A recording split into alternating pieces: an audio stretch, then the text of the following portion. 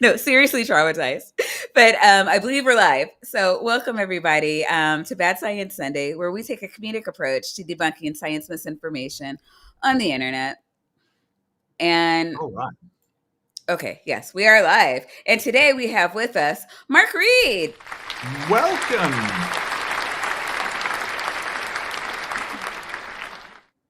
Always love Bad Science Sunday. So if you like bad science, if you like wonderful people, if you like seeing ridiculous stuff, Bad Science Sunday is the place to be. It's where it's happening, quite frankly.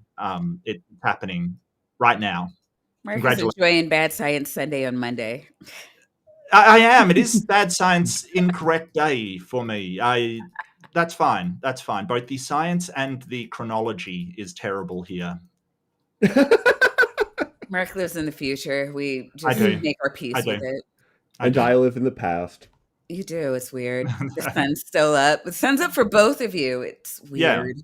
It's done a cycle. Anyway, no, just ignore that. That's behind the curtain stuff. We don't pay attention to that. Yeah, we don't need to go into the reality of the flat Earth.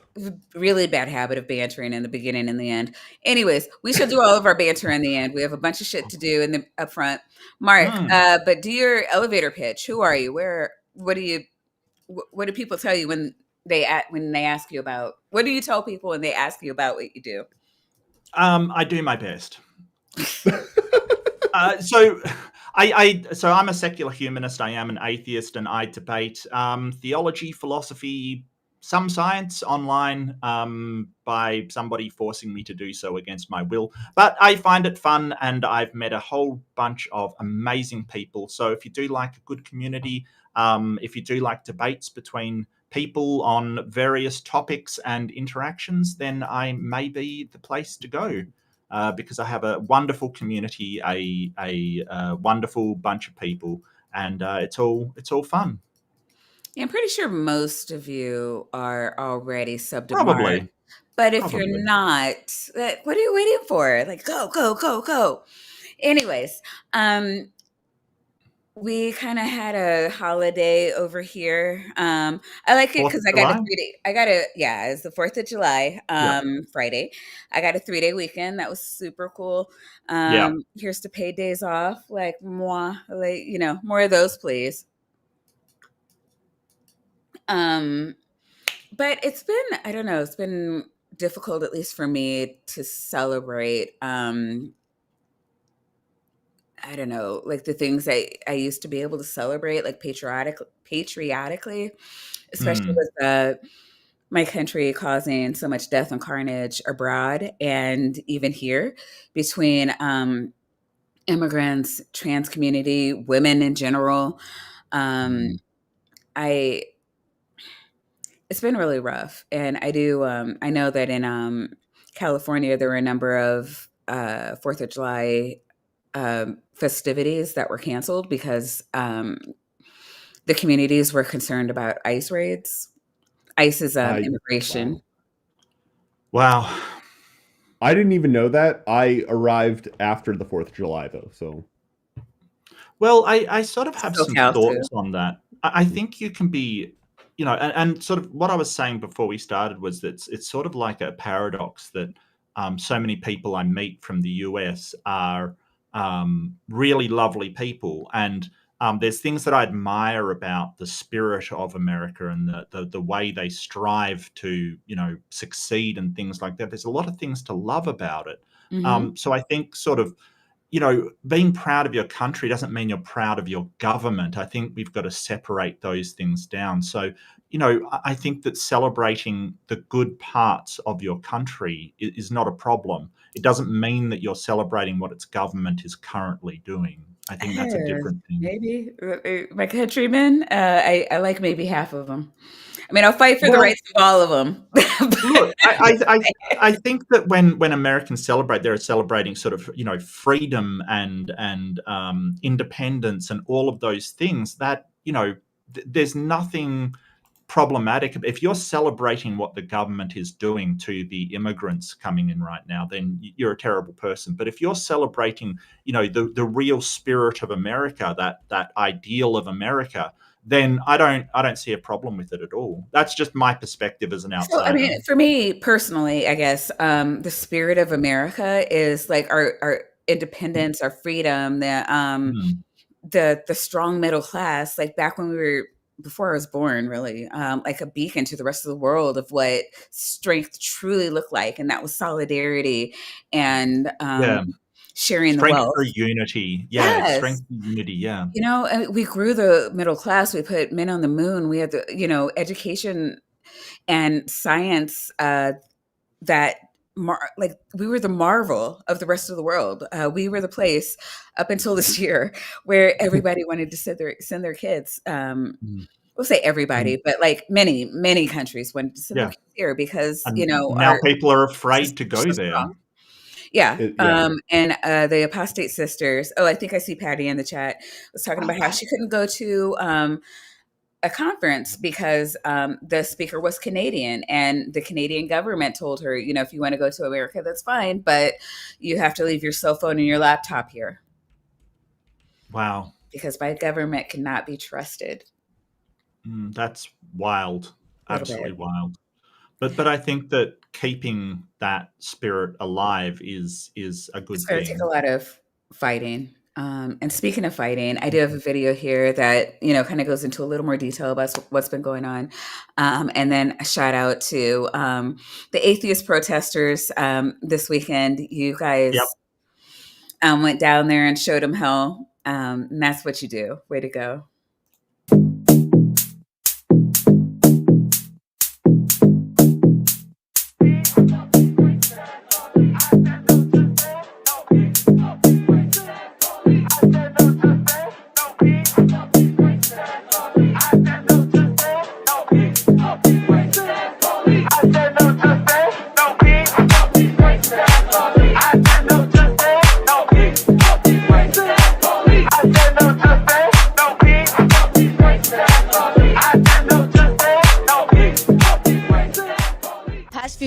Of 4th of July has been difficult to necessarily celebrate in ignorance of just, God bless America, when there have been so many atrocities that have been occurring in this current time. This year, there's nothing to celebrate. This isn't the USA that I grew up as a kid to try to learn and, appreciate. Across LA, people are rethinking what 4th of July means, especially in Latino communities. This year, a number of celebrations were canceled in predominantly Latino communities like Boyle Heights, Huntington Park, Bell Gardens, and Cudahy. Why? Fear. That's because ICE raids have rocked the county for about a month now at different job sites, including warehouses, fruit stands, car washes, and even Home Depot parking lots. It's getting out of hand, and we can't sit idly by and let people with literally our dad's own citizenship be taken from their homes and separated from their families, because that could be us. There's just been so much hurt and, despair just with these people just kidnapping, no warrants, no facial recognition. It is hard to be necessarily a patriot in a time like this, but I think it's an important day to reflect on the freedoms that we have to speak out like this and to use that right and continue to push our politicians, to push our government to be better, because that's what America is about. But in the middle of fear, something else is happening too. Unity. We want to fight for those whose rights are being stripped away and who are being treated unfairly, who don't have the same blessing that we were blessed with. This is for all. Good morning, warriors. I can't say happy 4th of July because I don't feel that. I don't think it's a happy day. We don't celebrate when people lose help. That's not what America is about. So whatever you do today, stay well, stay healthy, and do something for yourself. Take care of yourself. And if you see someone who needs a little bit of support, give it to them. Be kind today. But I am going to talk about the thing that I love more than anything, which is this right here. Community. Building, organizing, and sustaining community for our people. If you're sitting there thinking, well, Elliot, I already donate. I already watched the videos. I'm here at the protest. You really want me to do more? Yeah, I do. I want it from all of us. Now, the reason I want that is because right here, right now, we find ourselves in a time where people want to divide. They want to spread fear. They want to spread hatred. They want to shun honesty and promote ignorance. And they try every day to pull back on the progress that we have made to ensure that all people can live a prosperous life. They are not. We are. I know that sometimes it doesn't feel like that. When it feels like every single day we are fighting the same fight once again. When there are trails that today have to be cleared of debris and rot. When walls that once stood unshakable, seemingly crumbling. This is what they'll remind us of every day. They'll point out the failures, and they'll tell us that we don't matter. They'll laugh in our faces as they promote pain and death on anybody who opposes their wicked ways. And they will wrap themselves in our flag. And they will claim that it's theirs. And that their God is what determines righteousness and truth. That our complex and colorful history is simple and bland. They'll say our knowledge is limited while theirs is unbounded. And we are broken while they are perfected. And they'll tell us every day, you have no power. You are not capable. You are nothing. They spread fear because they are afraid. They are afraid of your power. They are afraid of your capabilities, and they are afraid that together we are something. And that's why they fight so hard to keep us quiet. That's why they fight so hard to keep us down. But if we all stand and speak, there's nothing they can do. And this isn't just conjecture. We have proof. We have seen this time and time throughout our history. Our history is full of these triumphs. Battles that felt like all hope was lost, and in the darkest hour, a light shone through. A fiery passion for justice, for goodness, for humanity that raises to the sky and blazes new trails right before our eyes. A force that hits so strong, the reverberations are felt around the world, and it shakes the very foundations of the walls meant to divide. And from that rubble we built new walls to protect, to guarantee the blessings of liberty to ourselves and our posterity. And we have that opportunity again. If we take it, we have that opportunity again. A chance to set a course for history for generations to come, if we take it. I know that a lot of us are tired. We're depressed. We're hot and sweaty right now. That is exactly what they want. They want you tired. They want you stressed. They want you disconnected. They want it to feel like our efforts are wasted. Don't let them. Don't give in. There are so many organizations and individuals right now that you can make a difference in. You see their names right here on these signs around us, and I promise you, I can list you another 15 off the top of my head. There are so many opportunities for each and every one of us to get involved. And there are so many support groups out there. If we're feeling tired and we need a break or a shoulder or an ear, do not cut off. Do not isolate. Reach out, get involved, and find your people. For some right now, the best thing for you to do is to stay quiet, to stay hidden, and to stay safe. And that's where the rest of us must stand up. If your neighbor can't speak, you shout. If your coworker can't stand, you jump. And if your loved one can't show up, you camp out until they can. We need us now more than ever. So I want to quote to you. Shackled are minds when we're bent on the cross. When ignorance reigns, life is lost. They shackle the minds when they're left on the cross. When ignorance reigns, life is lost. No more. No more. We can stop this. We can do something because it has been done before and we will do it again. This is our opportunity. This is our home and I'm not going fucking anywhere. Wow. Yep. That fucking rocked. That was okay. And so that wasn't the whole thing. I stole that from Chris. I wasn't sure how to tell him because I know he's driving. I think he's driving. He might be on an airplane, but either way, I think I listened to that like 3 times and then I had to break it up. So if you want to see that, like in its full thing, like please, if you haven't seen it or if you weren't there to see it live, like I know many of you in the chat were, It was a powerful speech. Like, holy shit. That brought SR. tears to my eyes. That Right. was incredible, That was like maybe half of the absolutely. speech. So yeah, Yeah. go over to the Daily Atheist under live. Make sure you go over there, drop a like, and watch the little stream. It had man, all of our favorites. Ember was there, Jay Bundy was there, Mandisa Thomas was there, GE was there. Oh God, who are the other speakers? There were, yeah, just a lot of great speakers. And that was like when I had the pictures up, that was Chris's camera overheating. So there were times when we could only hear. Yeah, I wasn't trying to be a bitch. Like sometimes I rather than let there be just like black space, I put pictures in, but there's a lot of space on his videos where it's just black and all you can do is listen. But and it was the audio was, overheating because that speech was fire. yeah, That's it. That's why it was right, overheating. Yeah, right. absolutely. That was awesome. Oh yeah, Omnivore is in the house. Also, Vic Lick, love to see you guys. Vandy, do you want to tell everybody what we got for him today? So Maya sent this to me last night, and then I watched it, and she was like, "How do you like it?" And I'm like, "Well, I kind of want to gouge my ears out." Oh, perfect. Yeah. And see, Mark gets it. And she took that like as a compliment because Yeah. she's weird and a bad friend. So there's come that. on, we're all weird. Come on now, everyone's That's fair. The video that we are responding to today is titled "How was sound used to construct ancient megaliths of Earth?" Which, not a great start. What? This is perfect.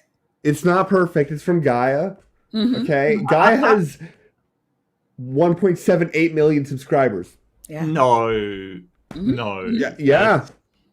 I don't even have 1.7 thousand. You do, don't you, Mark? I'm getting close to 2.5K. So I'm 5K. Oh my god. Yeah. So if we can just get a few more subs. I don't know. I feel I've seen people take off with like one video or something and it gets rolling, and I'd love to do that. But at the same time, I love our nice little community that we have here. But I'm the same way. I'm the exact same way, because there are things that I could do if I just didn't sleep. But I do know the things I could do to grow the community. But it's so weird. Like right now, I look out into the crowd and I'm like, these are like my legit friends. A lot of people were just happened to be subbed to me when I decided to go live. There's a lot of people that I've picked up like as friends along the way, and they're like, "Oh, I didn't know you sub. Let me sub to you." And so they stay in the chat. There's other people where I know who I got them from. It's like, oh yeah, these people follow. A lot of people followed us over from Dappers. Left somebody on your doorstep. There you are. Here, have this child of science. Yes. Yeah, I mean, it's such a cozy community. I love it, and I'll go over to bigger people, and I'm like, I don't, like Telltale, who puts on a great show, but I'm like, does he know any of us? It's just, I don't know.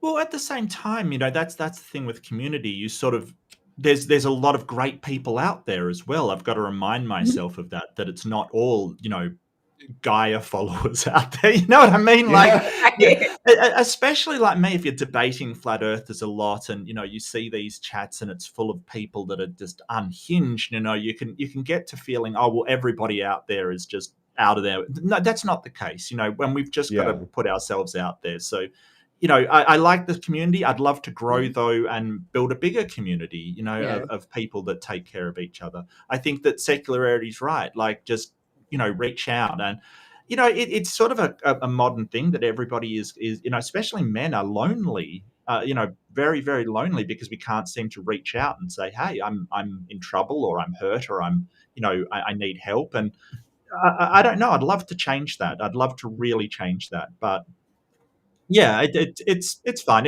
Let's get this rocking. I mean, and I really agree with Wayne right here, where it's just like I love where I'm at. I really do. But I think that not growing is tapping into a sense of failure for me. so I'm conflicted. You know what I mean? Yeah. Yeah. Well, I mean, I must admit, and I kind of I cop a lot of flack for it, but I don't think I've ever looked at my metrics, which is really bad. Like people look at that, and to be honest with you, I just it just isn't important to me. I don't.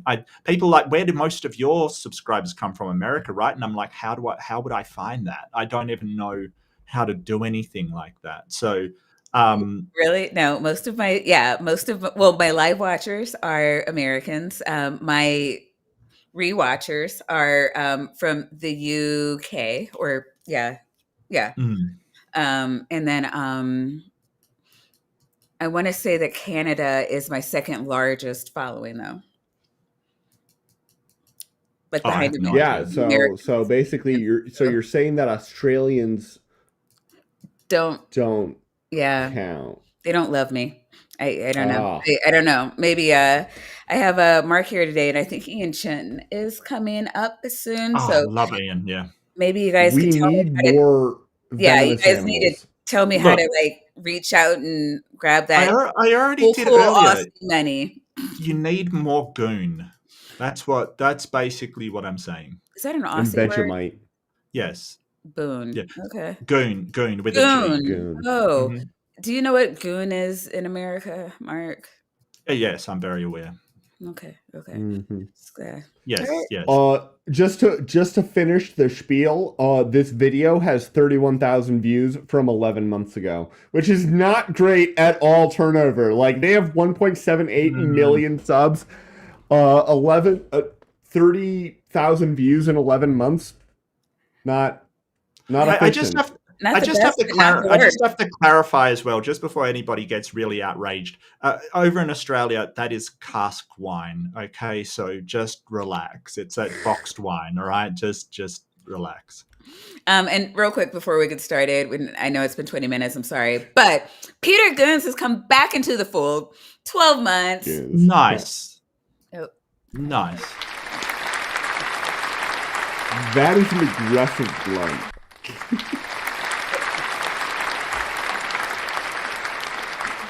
I accidentally hit it twice. Oh, do you have your free super chats for the month? Do you get those? Oh, probably. Yeah, we have. I always forget. I thought I'd bring it up because I always I forget. think I do always forget. Yeah. All right, I will do that. Then you guys can get started. Okay. All right, Bring it let's on. do it. Yeah. How were these giant stone structures created? And by whom? With great difficulty. And by people. I'm fairly well, I'm not saying aliens, but no, it's totally aliens. This is clearly a crop people didn't circle, what do you call those mazes, crop circle mazes. That's the labyrinth. Yeah, labyrinth. Thank you. People of that age didn't know what circles are. Don't be silly. Come on, they didn't know. Yeah, they didn't know how to make silly a circle. brown people. Wow. Okay. You know, this is where it's going to come up. People who was transforming to higher states of consciousness. And in these higher states, they got understanding what should be done and how they can do it. Or it was. So they got higher states of consciousness that told them build big circles with rocks. And do you guys see the connection? Because I don't see the connection. Well yeah. I'm sorry. Go ahead. They might have been high. I that might be true. I'm not sure. Let me tell you, I spend a lot of time high. Yeah. I don't feel the urge to draw big circles. That's because when you're high, you aren't in your astral body. Like you got to get high in the sky in your astral body. How do you know?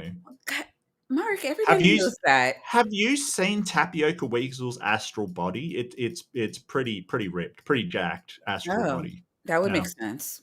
Yeah. It's. But no, yeah. So once you like astral project into like high above the clouds, and you get bathed in the light of the sun, you can listen to the messages that are being passed along to the earth by the higher beings. That sounds like schizophrenia, though.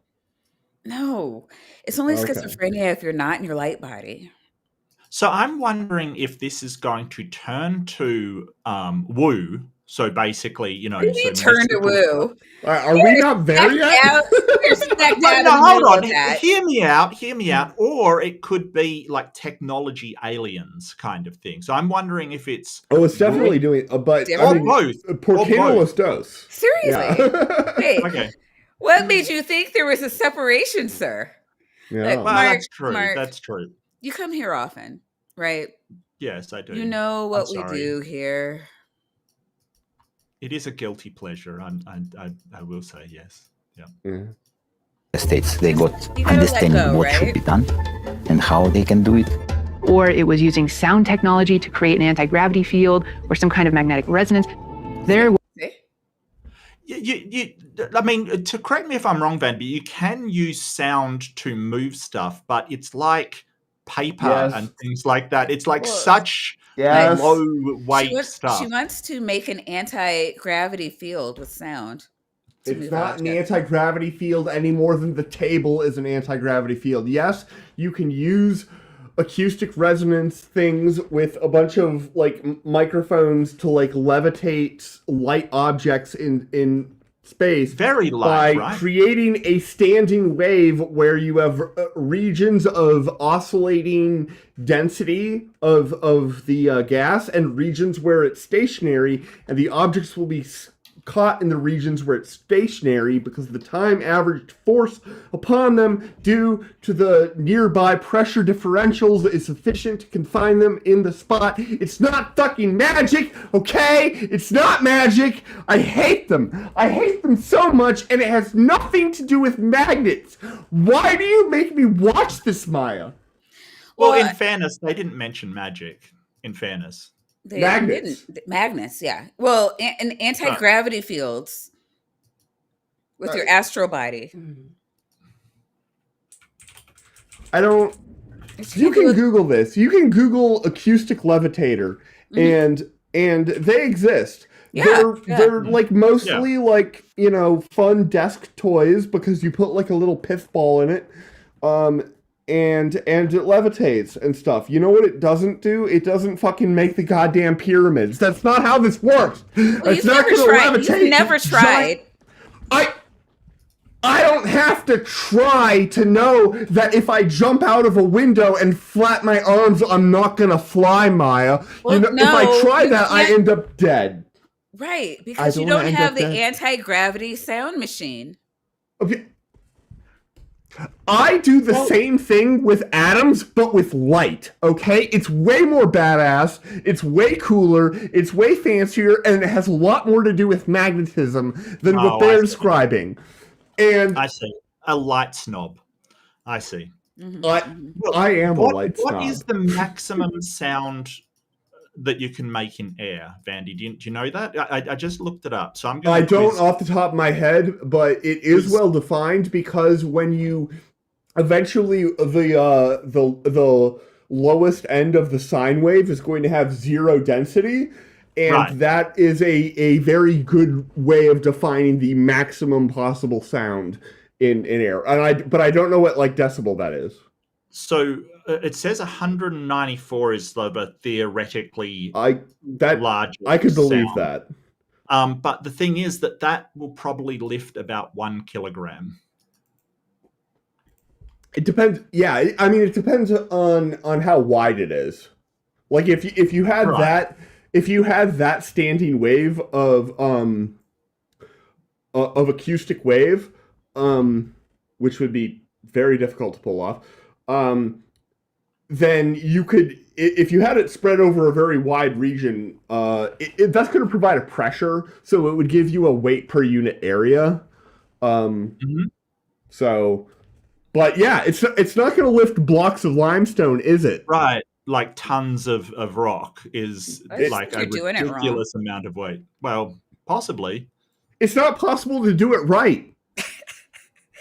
So Alex Markle wants to know if they are saying that pyramids were built were built with dubstep.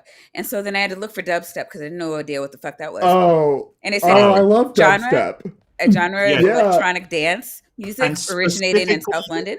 Skrillex, I love it dub. was what they used. But I don't think Specifically they- Skrillex. They use Skrillex. Just giant mouse head chilling there. Ooh, Look, Lucy wants to yeah, know if we can these use sound to people- move fragile things like Dr. Tapioca's Weasel's ego. God, I'm out. So the answer is yes. Absolutely. Look, I have no doubt these people could find a picture of an ancient person and go, "That is Skrillex." You know, like I'm 100% sure they could do that. Well, Like, they could do that, but they would only have started doing that in the last few years because that's when the copyright on Mickey Mouse stopped. So yeah, true. Yeah. Was a way that they had an advanced technology to build these temples and these megaliths. It might have been sound or frequency. I hate this man. I just want to say I hate this man.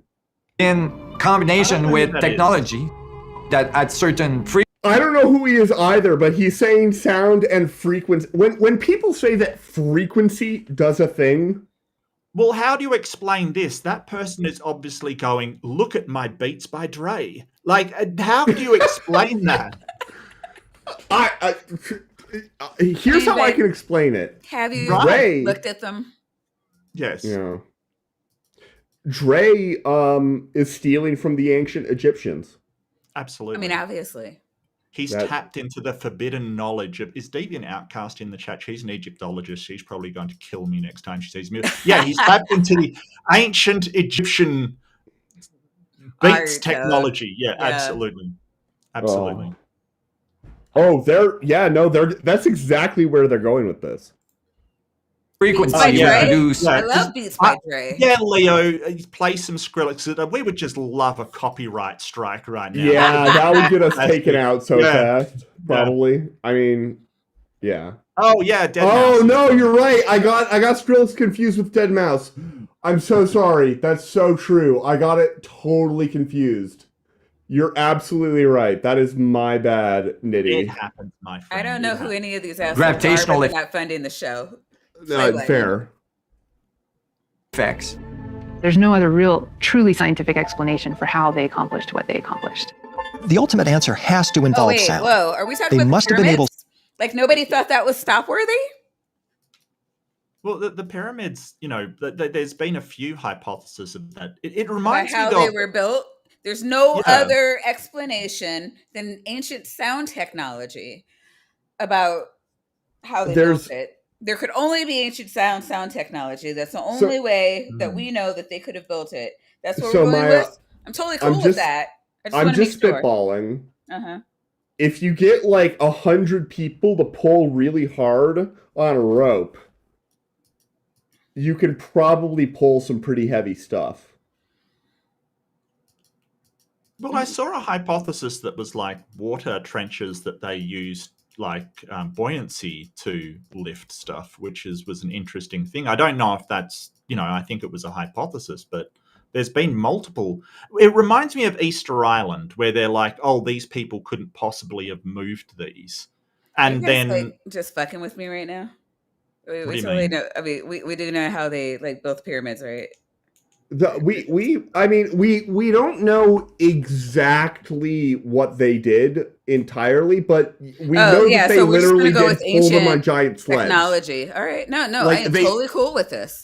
They literally, I think we do know that they pulled them on giant sleds, basically.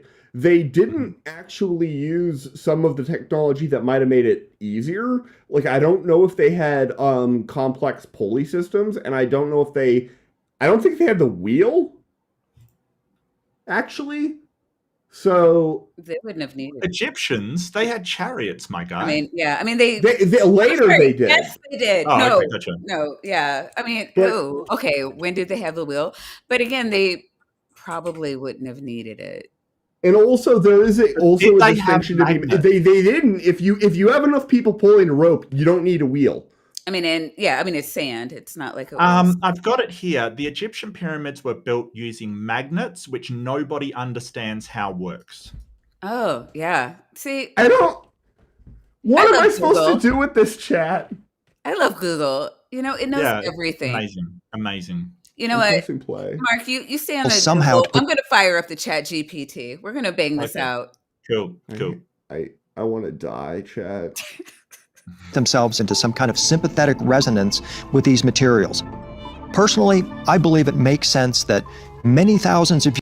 I really don't care at all what you personally believe makes sense because you're an idiot who has no idea what sympathetic resonance means. And also, it's not even a term that is used. Resonance is a term that's used. I don't know about sympathetic. Years ago, Earth was in a different vibrational state than it is. What? Go play in traffic. A different vibrational state. Yeah, 5,000 years ago. I mean, you can't expect it to be in the same vibrational state that it's in now. Okay. I want him to define the vibrational state. I want any like actual solid model behind this bullshit. Yeah. So I'm a people, and you're a people. Mark's a people too. I'm a people, yeah. Yeah. So we all vibrate differently. And we are all vibrating. All of our vibrations contribute to the current state of our current vibrational field. So none of us were here 5,000 years ago. Well, I mean, we could have been, but not in these bodies. We would have been in lives, our past lives bodies, right? So we would have vibrated differently. I think my molecules were vibing in lots of different places before this 5,000, was it 5,000 years ago? Something like that. When were the period? Whatever. Time doesn't matter. Time doesn't matter. Who cares about accuracy and something like that? Correct now you got me wondering too. I'm like, when were they're like 4,500 years ago, I think, roughly. Okay, so Khufu, I'm roughly correct. Yeah, 100 BC. Let's just go with that. All right, I'm roughly correct. Today. So. Oh, for fuck's sake! Who's on BBH duty? The possibilities. I don't know. One of you. Funny, you gotta get offline. She doesn't like it when you're online. Are as intriguing as the buildings themselves. But maybe. What have I contributed to science, Dr. Vandy? I really don't like when she brings in our personal arguments into the chat. It's just... That's not where we should start. Unraveling the mystery. We tend today to always look at the actual constructions on the site, rather than starting by looking at the land itself. We look at the actual so this guy is opining about ancient, constructions and stuff, and he's saying it's foolish to look at what the people made as opposed to what the people didn't make. Right. Let's look at where the things aren't. That's really what we should be doing. Right. Come on. So if you're going to investigate Stonehenge, go to Australia and look at some place Stonehenge isn't. That's really what you should do. I mean, really. What he's saying is ignore Stonehenge. Look at the field Stonehenge is on. Okay. That's what he's saying. I mean, that maybe could be useful, but I think that's useful, but it's not as useful as looking at the frickin' rocks. Right. Like, the impressive thing about Stonehenge isn't, oh, hey, there's a field here. My mind is blown. The impressive thing is the big-ass rocks that they put up and lined up with the solstice and the equinox and stuff like that. Which they did, but... No, you're right, Vandy. How did that field get there? That's what everyone's wondering. No, the field, like it's like asking how the atmosphere got here. Like, I mean, and I know there's an answer to that, but like, it's all part of the earth. Like, the earth just comes with shit. Like, Well, yeah, but you say that like a glober, so. Yeah. In all of these cases in the ancient world, and only in very recent times, was the understanding that you always look for the sacred power spots first. Many megalithic sites, including pyramids, and stone circles. Okay. How do I tell the difference between a sacred power site and a non-sacred power site? No, How do I? there are no non-sacred power sites. Or a non-power site. How do you evaluate the power of the site? No, if there is a site there, it was built sacredly.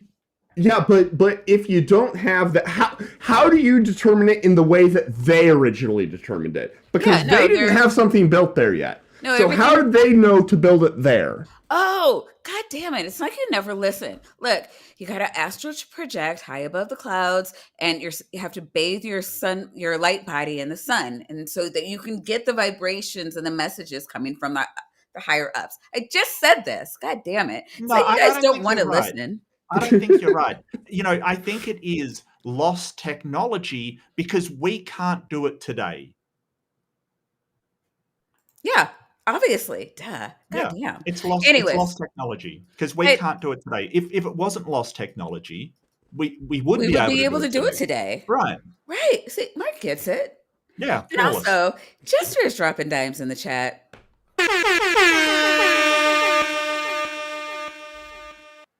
And for $10, Jester says, Tap's girlfriend finally came home. $10. You said 2. Oh, I'm sorry. I said he was dropping dimes. That's a 10. You did say that. Jester's a solid 10. All right. And Tap's girlfriend finally came home. Everyone celebrate. Blessed be he, sitting in silent contemplation of this most informative night. It's such a delight having her patiently here for us. Blessed be he has been timed out for 5 minutes for pissing off Titan, as one does. Yeah, she's freaking out in the other room. It's the whole thing. No, yeah. I mean, I don't know what to say to her. I tried to warn her. She saw me talking to Titan. She saw Titan talking to her. She still ended acting like a rancid bitch. And so this is what happens. You got to play nice in the chat, peeps. Titan's watching always. Yeah. And sacred sites around the world are deliberately located on Earth energy lines or at nodal points around the world. I'm sorry. Are deliberately located. Hang on. Yeah. Molecular biologist and music therapist. Yeah, no, Mark and I are on the same page. That's exactly why I went back. Because this makes perfect sense. One, I doubt it. You know why? One of the reasons I doubt it. Why? If she was a professional molecular biologist, she would probably be a PhD in the subject. And if she had a PhD in the subject, I am 99% sure that they would have introduced her as doctor. I'm just saying. Yeah, no, there's like zero chance she would not be Dr. Kimba Aram. Like, I've got the Dr. Tapioca Weasel here, and I'm introducing myself as a Tapioca Weasel. I'm a very silly person, okay? But I do have a doctorate. When you've worked that fucking hard, like you're just like, the least you can do is call me by it. I get it. Okay, she got a Bachelor of Science in Molecular and Cellular Biology at the University of Arizona as a pre-med student. That tracks. But following her near-death experience, she was guided along a path that led her to sound therapy. In addition, she's multifaceted. In addition, she has extensive subtle energy training in herbology, Reiki, master level Reiki as well, nutrition, and various forms of energy technologies and modalities. Oh my God. You know what? I'm a master Reiki practitioner. Oh my God. I can't remember if it was Kundalini. I think it's Kundalini. I could be wrong though. I haven't seen it in a while. I nailed it though. She had an undergraduate in the thing. Sound therapy. Yeah. Sound therapy with people. Hold it. You've got to see this. This is great. Share it. This is fantastic. You can't stop me. You cannot stop me.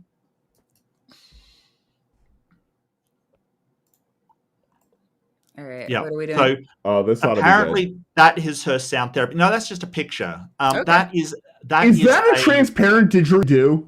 I was about to say that looks like a transparent didge is what that looks like. Yes. That's. I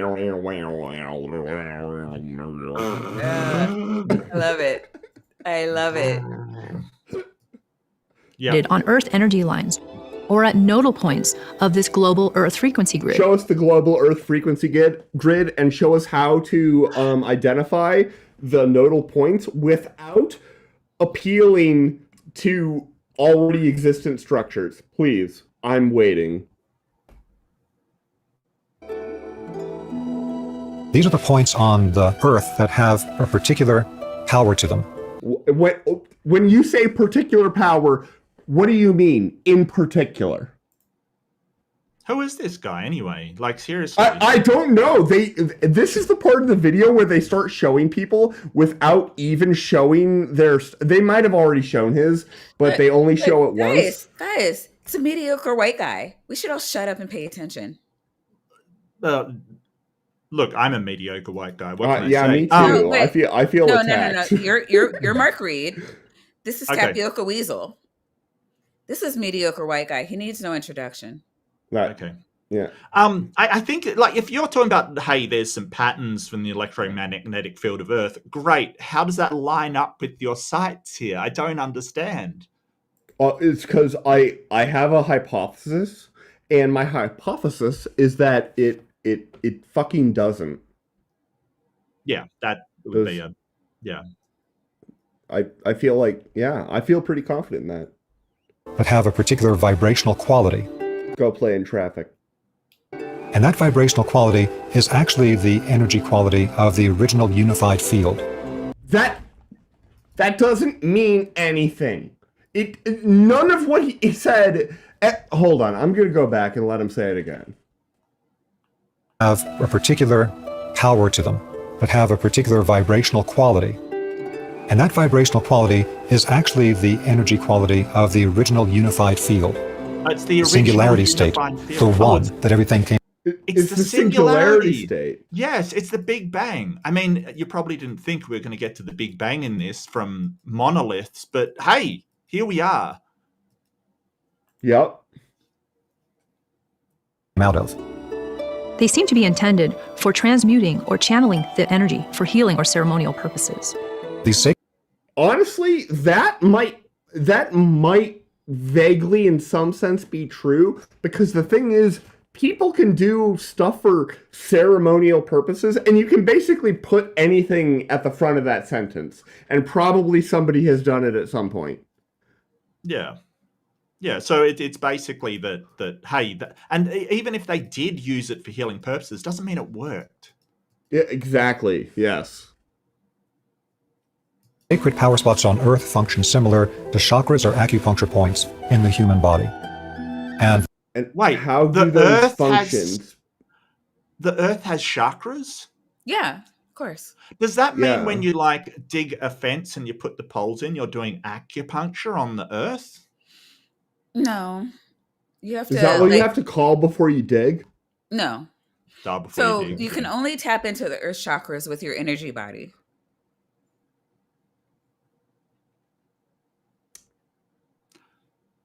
I'm lost. Yeah. It's a meditation technique. It's on Earth. Is it the Kundalini kind of thing? Because that's... Is this what happens after you empty your mind? Well, no, Kundalini is a bunch of... There's a couple of different things that you would use Kundalini for. Meditation could be one of them. But I'm a Kundalini Reiki master. So that's what I mostly know it for.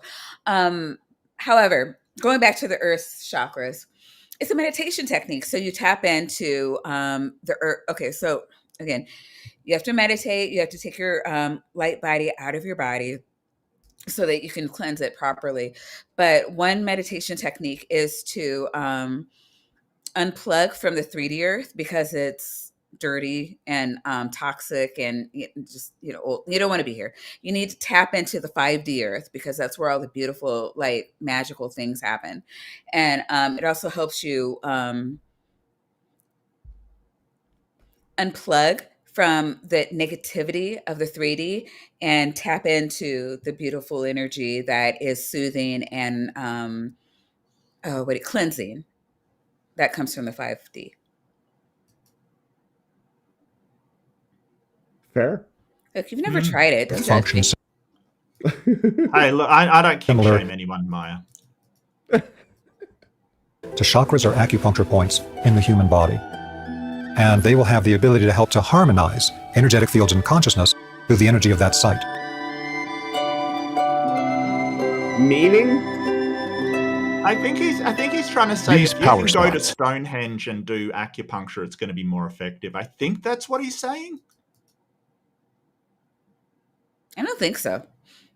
All right, well, I could be wrong. Like if you're in one of the energetic like places, like it's easier to construct things with sound. Duh. Fair. I mean, because obviously you can't just like construct things with sound easily anywhere. It's much easier when you have like astral help. I would agree with the first thing you sacred said. power centers. Yeah. Yeah, I'll agree with the first thing you said, which is that you can like easily construct things with sound anywhere. Yeah. I do have a I think question that's though. apparent. Nobody Does this sorry, count as stupid music?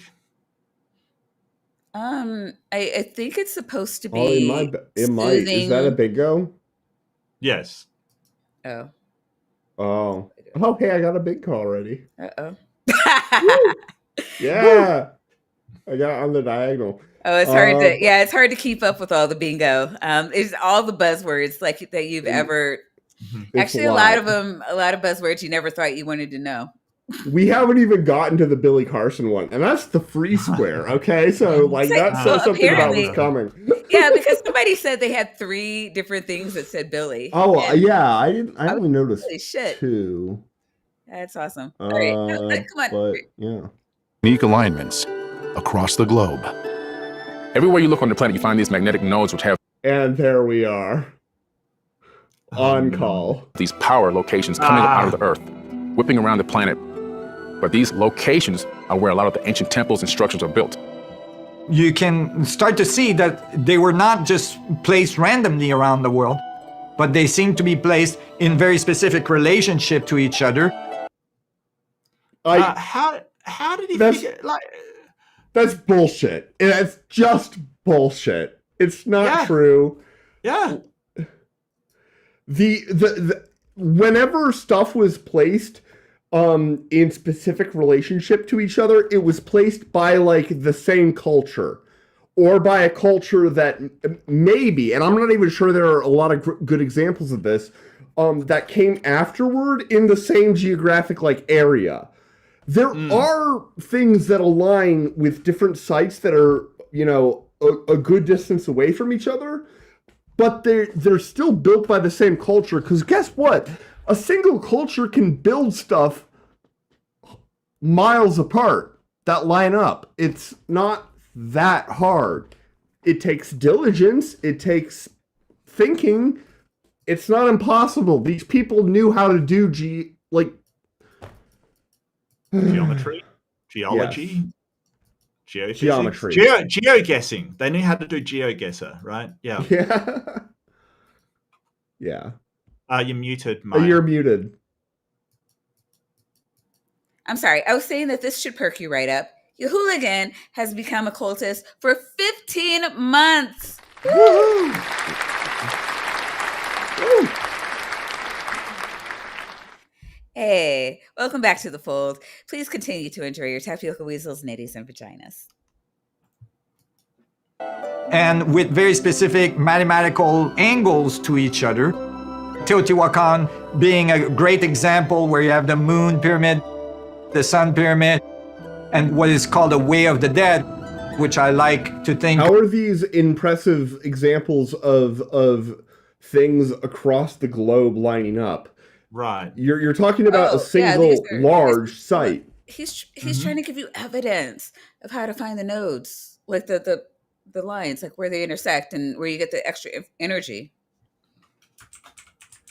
Having multiple things that line up with the moon is not weird or unexpected from civilizations that had nothing to do with each other. You know why? Because they see the same goddamn moon. Yeah, the moon is magical, and it gives you magical moon building technology. The moon, from the aliens that are inside of it. Are you It all makes sense. you espousing the P-Town argument, Maya? No, it has nothing to do with eclipses. God damn it. I don't know. I feel like you might be talking about clearly ancient aliens are responsible for all the things that the brown people built, because we couldn't think to stack things on top of each other in a triangle.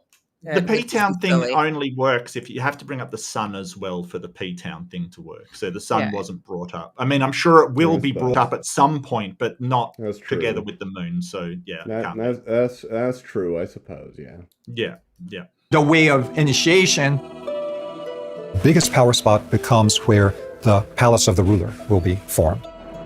Then other power spots will be where they place all the different temples and the places to connect directly to spirit. Because it couldn't just be the ruler wants a big fucking monument to celebrate themselves. No, it couldn't be that. No, it has to be, he has to, collect the power in where he is. Yeah, no, I get you.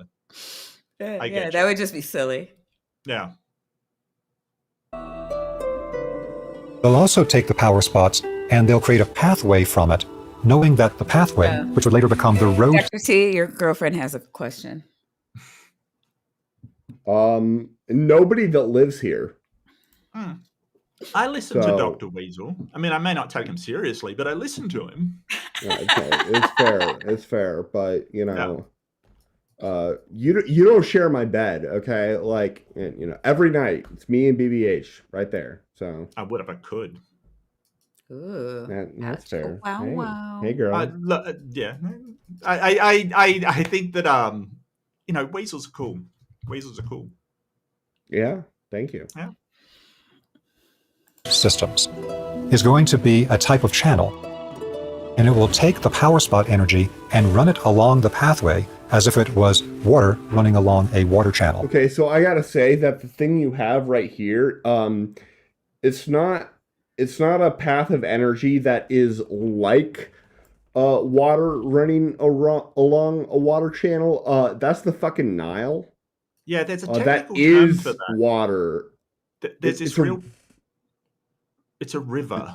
Is it a river? Technical term. A river, yeah. It's a river, and that up there, that's a delta, right? Yeah, right up here. And ironically, he could have stumbled on the way they could transport stones a long distance. It's called a river. Using density and buoyancy because the Earth is flat. Yeah. Well, yeah. Obviously.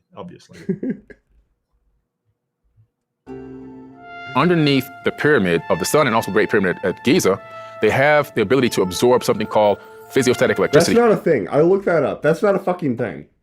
Physiostatic. He said physio. He did not say piezo. He said physio. That's not a thing. But piezo is the crystals, right? You compress it's the crystal thing, and it's the interrelationship between potential electric potential, voltage, and pressure. But that's that basically exists saying physical electricity, and electricity is physical anyway. Like it's just normal. It means nothing. It doesn't. Right. I spent like 10 minutes trying to find anything that wasn't obviously this exact type of bullshit, and I failed because it's not a fucking thing. I'm amazed you kept it up for 10 minutes. I think after 5, I'd call it a day. Oh, yeah. Well, BBH would also be amazed that I kept it up for 10 minutes. Yeah, from running water. You're muted. And for those... I need to stop doing this. Okay, yes. Hi, Kaden. Good to see you back. We've missed you. We have Billy for bingo. So people have been just kind of going nuts, looking for that Billy thing to complete their bingo. So I'm as happy as many of them. And also, Skeptic Haven just rated us. So, welcome. If Skeptic Haven is there, that was an amazing speech. That was incredible, awesome, loved it. What a guy. What a guy. Oh, that was Secularities. Skeptic Haven. I got confused. Yeah, sorry, my bad. No worries. Skeptic Haven did a call-in show tonight, and I don't. Oh, cool. I forget who was talking tonight. because I was just kind of running around getting ready for my show. I do try to, most Sundays I do listen to them while I'm getting ready, but I was actually trying to put the video that I showed earlier together, and it took up a lot of my time. So, but yeah, if you're not sub to Skeptic Haven, please do. They're an awesome, yeah, Skeptic kind of Haven. community, like another channel that brings the community together and is, also interested in a lot of things going on, from like, Black issues, women's issues, Mhm. The whole gambit. So thanks for coming through. And Vandy, do you want to tell them what we're talking about tonight? A couple of people are asking. We're talking about how my relationship with BBH is. No, the video. God damn it! Oh, I was confused. I was reading the chat. We're talking about how sound is used to construct ancient megaliths on Earth, which, for the record, it wasn't, other than like how people speaking to each other, which probably came up there, but. But we also have bingo pinned at the top of the chat, and quite a few bingos already. Yeah, and we're moving into the Billy Carson section of the bingo. Yeah, and I do want to point out that sort of Taps basically saying that BBH was surprised he could keep it up that long was definitely gratuitous innuendo on the bingo card. Yeah. Fair. Yeah. Absolutely. As the water moves, it's a serious medical condition. Okay, well, maybe see a doctor. The magnetized granite at the base, it creates physiostatic electricity, which these ions rush up into the pyramid itself, and there it's everything he's saying is wrong and stupid and dumb. Why would it rush into specific chambers? That can't be right. Once it hits these different, Billy Carson is the new Nikola Tesla. Like, you just got to show him talking, and it automatically lends credence to whatever's being said. Maya, Nikola Tesla has never been more insulted than what you just said. What? Nikola Tesla had the 369 energy pyramid sploosh thing. This is except he didn't actually, and also he didn't actually marry a pigeon. And it's still the most offensive thing anybody has ever said about him. Okay, you can't be. Like he can't even sue you for defamation, but his estate, which doesn't exist, probably could. Okay, and my family has a connection to the dude who went over his estate at the request of the FBI. I know, you're so important. Granite at the base, it creates physiostatic electricity, which these ions rush up into the pyramid itself, and there it's sent into specific chambers. Once it hits these different chambers, the hypothesis is that in some way it creates electric power. What? It creates electric. I thought it was electricity in some way when it rushes up until the why would it have to create electricity? But you're acting like electricity traveling over a medium that has a lot of resistance implies the existence of an electric potential, which it totally does. You're acting like that's true. And Billy Carson is saying that it actually doesn't, and you have to wait for it to collect in hollow rooms, because electrons, what they really need is breathing room, you guys. That's what they really need. They need personal space. That's what they need to increase their potential, yes. Because they're large and need a lot of leg room and sleeping room. It's not like they're subatomic particle. I hate this man so much. And can I just mention the insulate, the resistance of stone? It's just, what the hell is he talking about? Having cables going up there, or any kind of, or is it just that it happens to chilling out in the top rooms of the pyramid, so it just rushes up? This is so weird. It is so weird. Yeah. There it is. And in some way, it comes out of the apex of these pyramids. In some way. It comes out of the apex of the pyramid. Literally no part of that sentence, other than possibly the fact that pyramids exist, is supported by empirical data. Well, I mean, Another they did way to have a look at this capstone, energy- right? It did have a capstone, and we don't really know what the capstone was. And in some way, it looked like. The capstones have been either messed with or like eroded over the 4,500 years that they've been around. Yeah. No, BBH is not my sister. That's weird and like, wow. How could you say that about my mother? It comes out of the apex of these pyramids. Another way to look at this energy current is from a sonic or musical perspective. Yeah, a wrong way. For instance, in Teotihuacan, Someone mentioned Terrence Howard. What would happen if you put Billy Carson and Terrence Howard in the same room to argue this stuff? I think the room would just implode with stupidity. I mean, they'd start jerking each other off, and it would be weird. Shmuel Paulin would be like, yo, these guys are idiots. Okay? And if you know, you know, but... this way of the dead had waterways that flowed from one level to the other, to the other, to the other, showing very specific relationship between each of these cascades of water to produce very specific musical harmonics across the whole complex. At Chichen Itza, you see... What? What was he talking about? He was talking about how if you've got a site and there's water flowing through a site, and I'm already steel manning this better than he articulated, then you're going to have geometrical relationships that give rise to musical harmonics. And Okay.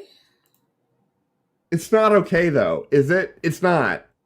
I'm just trying to figure out what's going on, because, like, I don't know what he's You found the video, Maya. This is your fault. Maybe it's like when you get glasses. Yes. Fill them up, wine glasses, and then you can rub your finger around the outside and it produces a different frequency. Okay. Yeah. So maybe these canals were glass and somebody like ran around the outside of them just going, ooh. That's fair.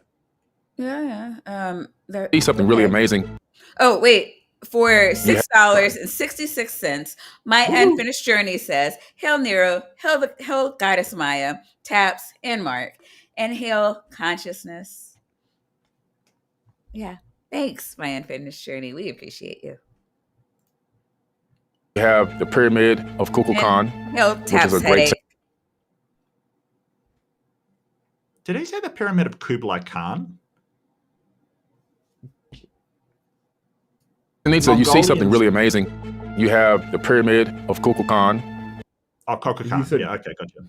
I thought he said Kublai Which is Khan. a great The temple. Mongolians famously did not build pyramids, just saying. Although, if he had thought of it, he probably would have, right? Yeah. Well, in fairness, he probably would have raided China, stole their engineers, and then made them build a pyramid, basically. That was the usual MO for the Mongolian Empire. Yeah. Yeah. And then you also have the Temple of the Warriors, and you have the observatory. These structures were built long before the Mayans even arrived. The Mayans learned about some of the secrets of... Okay, the only thing I've learned from this show is that you can't trust a Mayan. You can't trust any Maya. They're all bad. Look, I know that those pyramids were built with Maya people, not before people. Like, what the fuck? He's basically going, the Mayans didn't build them. They were there when they got there. Yeah. How do you know that? What the hell? No. And then you also have the Temple Wait, Mark. I went back. I was replaying the thing. Okay, Sorry. yeah. I was going to say, Mark, like, if you, much to your chagrin, Mark, Billy Carson doesn't believe in providing evidence for his claims. Mm-hmm. So you're just going to have to believe him. Maya, this is the first person we've ever covered on this show who does that. of the Warriors, and you have the observatory. These structures were built long before the Mayans even arrived. The Mayans learned about some of the secrets of the sounds and frequencies that are emanating from that location. Depending on where you're standing, you can hear different sounds if you clap or make a certain noise. You can get different echoes back. All of these are evidence. Billy, Wow. I'm so proud of him. What? No, this is the first evidence we've ever gotten from Billy Carson. Wait, when you say evidence, do you mean evidence or do you mean a thing that happens to also be true? No, look, he's giving you the procedure to try to find the lines. This is what they did. Oh, He's totally okay. full of The shit. Mayans. But somebody somebody asked a probing question and he answered it, and that never happens with Billy. I'm not gonna lie, I did not get that all. There's we have places like that at the moment. Like we have like places you can sit down and talk, and somebody around the seat will hear it like it's right next to you because of the way the sound carries. Like we understand that it's not. But those are artificially constructed. If they're naturally constructed, then that's where the ley line is. Wow, BBH. I'm. That's what you have to be Billy Carson level smart to earn her. What? I'm like 8 of Billy Carson. Okay? I'm sorry. BBH, this man is an idiot. I know you think I'm an idiot, but you have no idea what the fuck you're talking about. Hang on. He said these ruins were there before the Mayans got there. So is he trying to say they were naturally occurring ruins? Is that what he's I'm sorry. I don't understand. Damn it. The answer is always aliens. Aliens. Oh, damn it. But that's not naturally occurring either. Well, and aliens are the most natural thing, okay? Just as natural as BBH thinking that fucking Billy Carson is smart. God damn it, woman. I mean, aliens are. Don't talk to your girlfriend like that. We're not talking about artificial aliens. Okay, naturally occurring aliens. Gotcha. Yes. Gotcha. All right. Built the pyramids, and then the Mayans sauntered on over. It was like, oh, look at all these pyramids. Let's just like plop down here and live or something. Look, they go here. It must be a sacred spot of power. Of course. Of course. And they would know that, because they walked over. It's like, hey, when I clap my hands here, it makes a different sound than when I clap my hands over here. There must be a sacred power source. Ta-da. Indeed. Billy has shown us the way. Yeah. I mean, yeah. Sounds if you clap or make a certain noise. Doing surveys and geological studies on what foundations are like. We should just go around clapping to know where to build skyscrapers. That's what we should do. No. Just sacred power structures. Oh, sacred power. I'm sorry. Build your house wherever the fuck you want. But if you want a sacred power structure like the pyramids, just got to find the ley lines or whatever the fuck. So you can get different echoes back. All of these are nodal points on a web or matrix of energy across the Earth's surface that in the ancient traditions of the West was referred to as the net. And the people in ancient Egypt that knew how to work with this vibrational matrix were... Internet predates Egyptian civilization. Confirmed. Yeah. literally called in the documents from ancient Egypt the masters of the net. Didn't that just mean you're Could it be that the masters of the net were leaving us a spirit? What were you saying? Oh, that masters of the net. Couldn't that just mean that they were good at fishing? Yeah, that's fair. Yeah. Or that picture is cursed. That is some rough. Wow. That's a fever dream. No, it's one of the ancient gods. Oh. It's an Egyptian god. Yeah, I forget which one. It's definitely. Oh God, what's the ancient? I need one of those AIs where I could be like, Siri, what's the ancient bird god? I think the ibis was Thoth. Ask BBH. I think she's probably the anti. Oh, here we go. Horse. Yeah, this looks like horse. No, Horus it was a hawk. No, definitely not. Thoth. Holy shit, that's Thoth. Oh, yeah, that's Thoth. Yeah. Oh, Jordan, where are you when we need you? I was right. Look at that. I do actually know some stuff. There you go. Look at that. How do I? Yeah. It's supposed to be the god of wisdom, and he's like, "What the fuck?" Yeah, Like seriously. But yeah. We have so Dr. Clark here says the dramatic music on the video makes it so much more credible. I'm pretty sure that's a bingo square if it hasn't already been called. What dramatic music? Dr. Clark, I wouldn't be convinced something otherwise. like that. I think it was already called though. But I'm sorry, it's not music; it's vibrational energy. You take that back immediately. Okay, so here. No, here. Okay, and then okay. I don't know why I'm me. Yeah, that. Yeah. Doesn't it look like that? Yeah, that's the same guy. Yeah. Yep. Same dude. 100%. Yeah.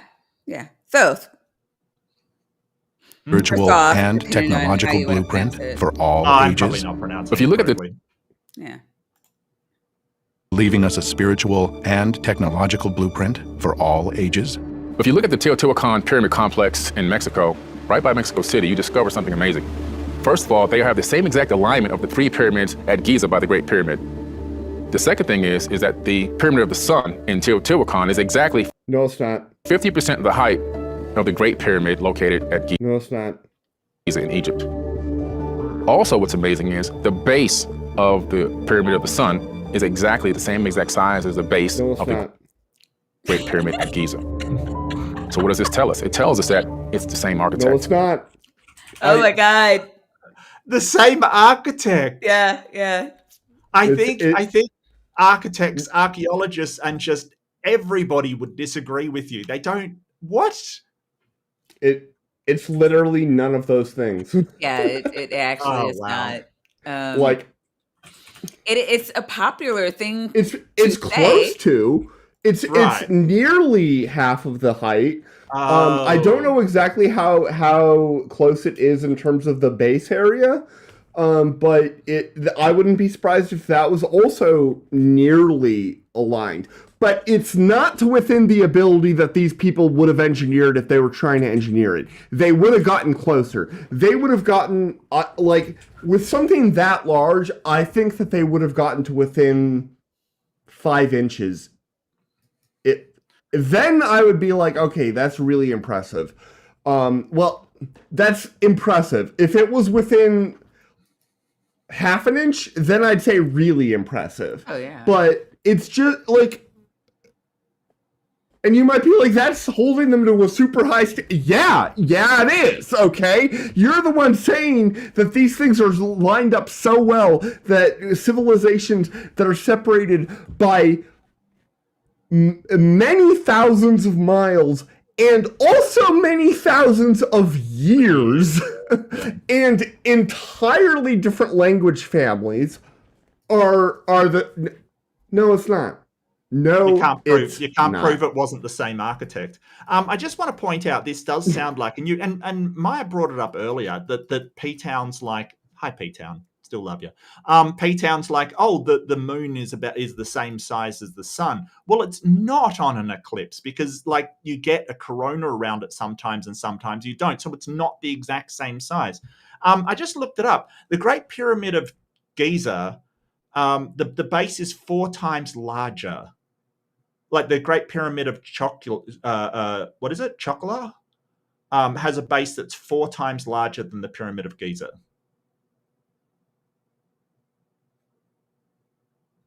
But is it exactly 4 times larger? Because that means that it's the same as a quarter. Oh, okay. No.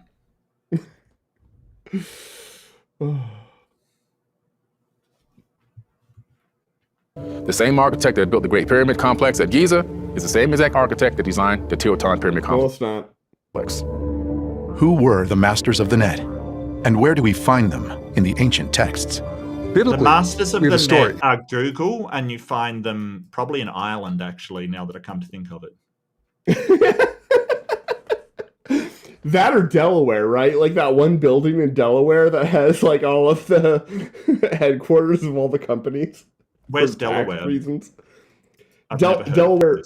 Oh, Delaware's the first state of the United States. It was the first. Oh no, one I'm fucking with you. I know what Delaware is. It's just incredibly boring.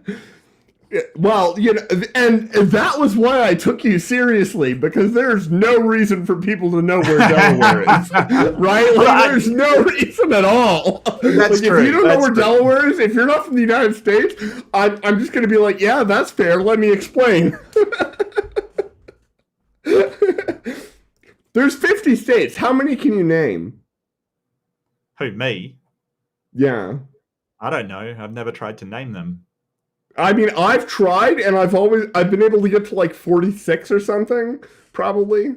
I probably gotten to 50 at one point. I've never had to try. Like, you probably got asked to try in school and stuff. I don't. In sixth grade, I had to memorize all 50 state capitals, and I think that I got like a 96 on that test, so I got 2 wrong. I will guarantee I'll be able to name more American states than you'll be able to name Australian states. You're goddamn right, you will. Joshua and the walls of Jericho. Joshua, who is the successor of Moses, who was trained in all the wisdom of the Egyptians, has an extraordinary way of bringing down these walls. The Lord tells him to have his warriors walk around the perimeter of the walls of Jericho once a day for 6 days. They're following 7 priests who have ram's horns in their hands, and they're also carrying the Ark of the Covenant. And he tells them that on the 7th day, they are all... This is an idiotic argument, because the argument that he's making is a resonance argument. He's arguing that if you build up the resonance, then you're going to be able to make the thing sway enough that it'll come down. Right. Well, this is dumb and wrong. But it's the Ark of the Covenant. No, yeah, but he's actually about to point out that the Ark had nothing to do with it. He is literally going to say that. Well, okay, maybe, but was it on a ley line? Because, I mean, you can't really blame the Ark. The point he's making a point that about... I mean, it can't just be because it was on a power structure. Like, you need like a tool, right? A magnifying glass. The people with their trumpets and their marching. Yeah. That's what he's saying. And there is a hint of truth to the idea that he is alluding to. It would not apply here. It would not apply here. It would not apply here. But there's a hint of truth. Okay. When armies go across a bridge, any army in history that's properly trained, normally they march in with like all the feet doing the same thing at once, because it keeps them in lockstep, literally, with each other and all that. When they go across a bridge, they stop doing that. And the reason they stop doing that is because you don't want to have what happened to the Millennium Bridge in London happen, or Tacoma Bridge, and that happened because of wind. You don't want that to actually happen. Bridges have resonance structures, and a bunch of people marching in unison will literally cause a bridge to sway more and more and more and more until it breaks. So when platoons and stuff like cross a bridge, they break their common stride. They are trained to break their common stride so that they're not marching in lockstep, so that they don't engage these resonant structures on the bridge. So it makes sense now. At Trump's parade, they were marching on a bridge the entire way. Is that what you're saying? I didn't watch Trump's parade because I could not possibly be bothered. I watched videos about it, and it was like the worst marching ever. Like, seriously, they weren't even trying, which was actually hilarious. Fair enough. Bad, yeah. Like, I also don't think it's a thing that's like prioritized in modern times, which I also kind of get. Right? Like, I mean, it would be if he had like a decent batch of sycophants, but everybody hates him. And I'm pretty sure that like his only supporters right now are people, one, like BBH, and two, who exist who say they are just so they can own the libs. Why does BBH like you so much when you insult her so much? Because I'm fucking awesome. What does that even mean? That's fair. But Anyway. Hey, she insults me a lot, and I still like her. So Wait, she's not timed out. I thought I was the only person that hadn't banned her. I haven't banned her. That was a great parade. She was there. Oh my god, BBH, why are you like this? Yeah, I'm sure the squeaky tank was just fantastic. I'm sure. Yeah, no, that's great. That's great. That is classic. I love it. Anyways, so Caden asked, Maya, assuming the pyramids of South Central America were built prior to the arrival of the Mayans, ignoring them being built as power sources, could they have been built by the Lamanites? So I'd actually look up the Lamanites because I'm not familiar with the Book of Mormon. Stuff. Okay, Yeah, both of you are going to shut up right now because there are going to be other people who don't understand what's going on too.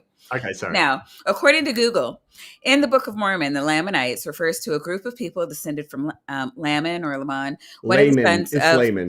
Okay, shut up. One of the sons of Lehi and their descendants or followers. They are also described as those who rejected the teachings and religious traditions of their ancestors, particularly those of Nephi. In Mormon theology, the Lamanites are considered ancestors of some Native American populations. Okay.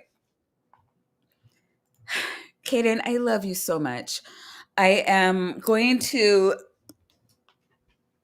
say no. I'm going to say no, but because I don't have enough information or evidence to back it up. I don't see any dates here that would show what time the Lamanites went into Central America, if in fact they ever did, because according to Google, I'm just doing a Google search here, it's saying that it's questionable as to, even within the theology, Mormon theology or LDS theology, I don't want to upset you if I'm saying that wrong, that if they in fact went into South America. So I'm going to stand with the scholarly consensus, which is no, until such a time as I am able to do the research and find other information that leads me to yes. Was that diplomatic? Yeah, enough? I think there's some massive problems there, Caden. Like the architecture's not in any way similar to the Levant kind of architecture. There's no cultural crossover. There's like nothing to suggest that's the case, while a lot to suggest that the Mayan culture was responsible for these things. So, I think you would have to provide some sort of evidence that actually did occur. Sorry, mate, I think it's just as likely that they built those as the ancient people in Canaanite built submarines and crossed the Pacific. Yeah. I'm sorry, mate. It's just, you're going to have to find more evidence than a book well, for that. My understanding of the Book of Mormon is that they did build submarines across the Atlantic. Submarines. Not across the Pacific. Well, that would be impressive. Was it across the Pacific? Yeah. Kaden, you don't have to be sorry. Across the other way? Yes, they sailed to the east. Oh my God. Kaden, you don't have to be sorry for asking. But we want questions here. Also, my understanding is that the Lamanites brought horses, chariots, and pigs also. Yes. And there's a problem there, right? With pigs and like iron. And these are not things that are found in. No, they had iron. Did they have iron? Yes, they didn't use a lot of it, but they had iron. They mostly used it for decorative purposes. Did they only use it? Well, because iron was used before, like iron working was developed, because you could get it from certain high quality sources, particularly meteorites. But okay, I might be wrong about that. But horses definitely were not like a thing in the Americas before the Columbian Exchange. Neither were pigs.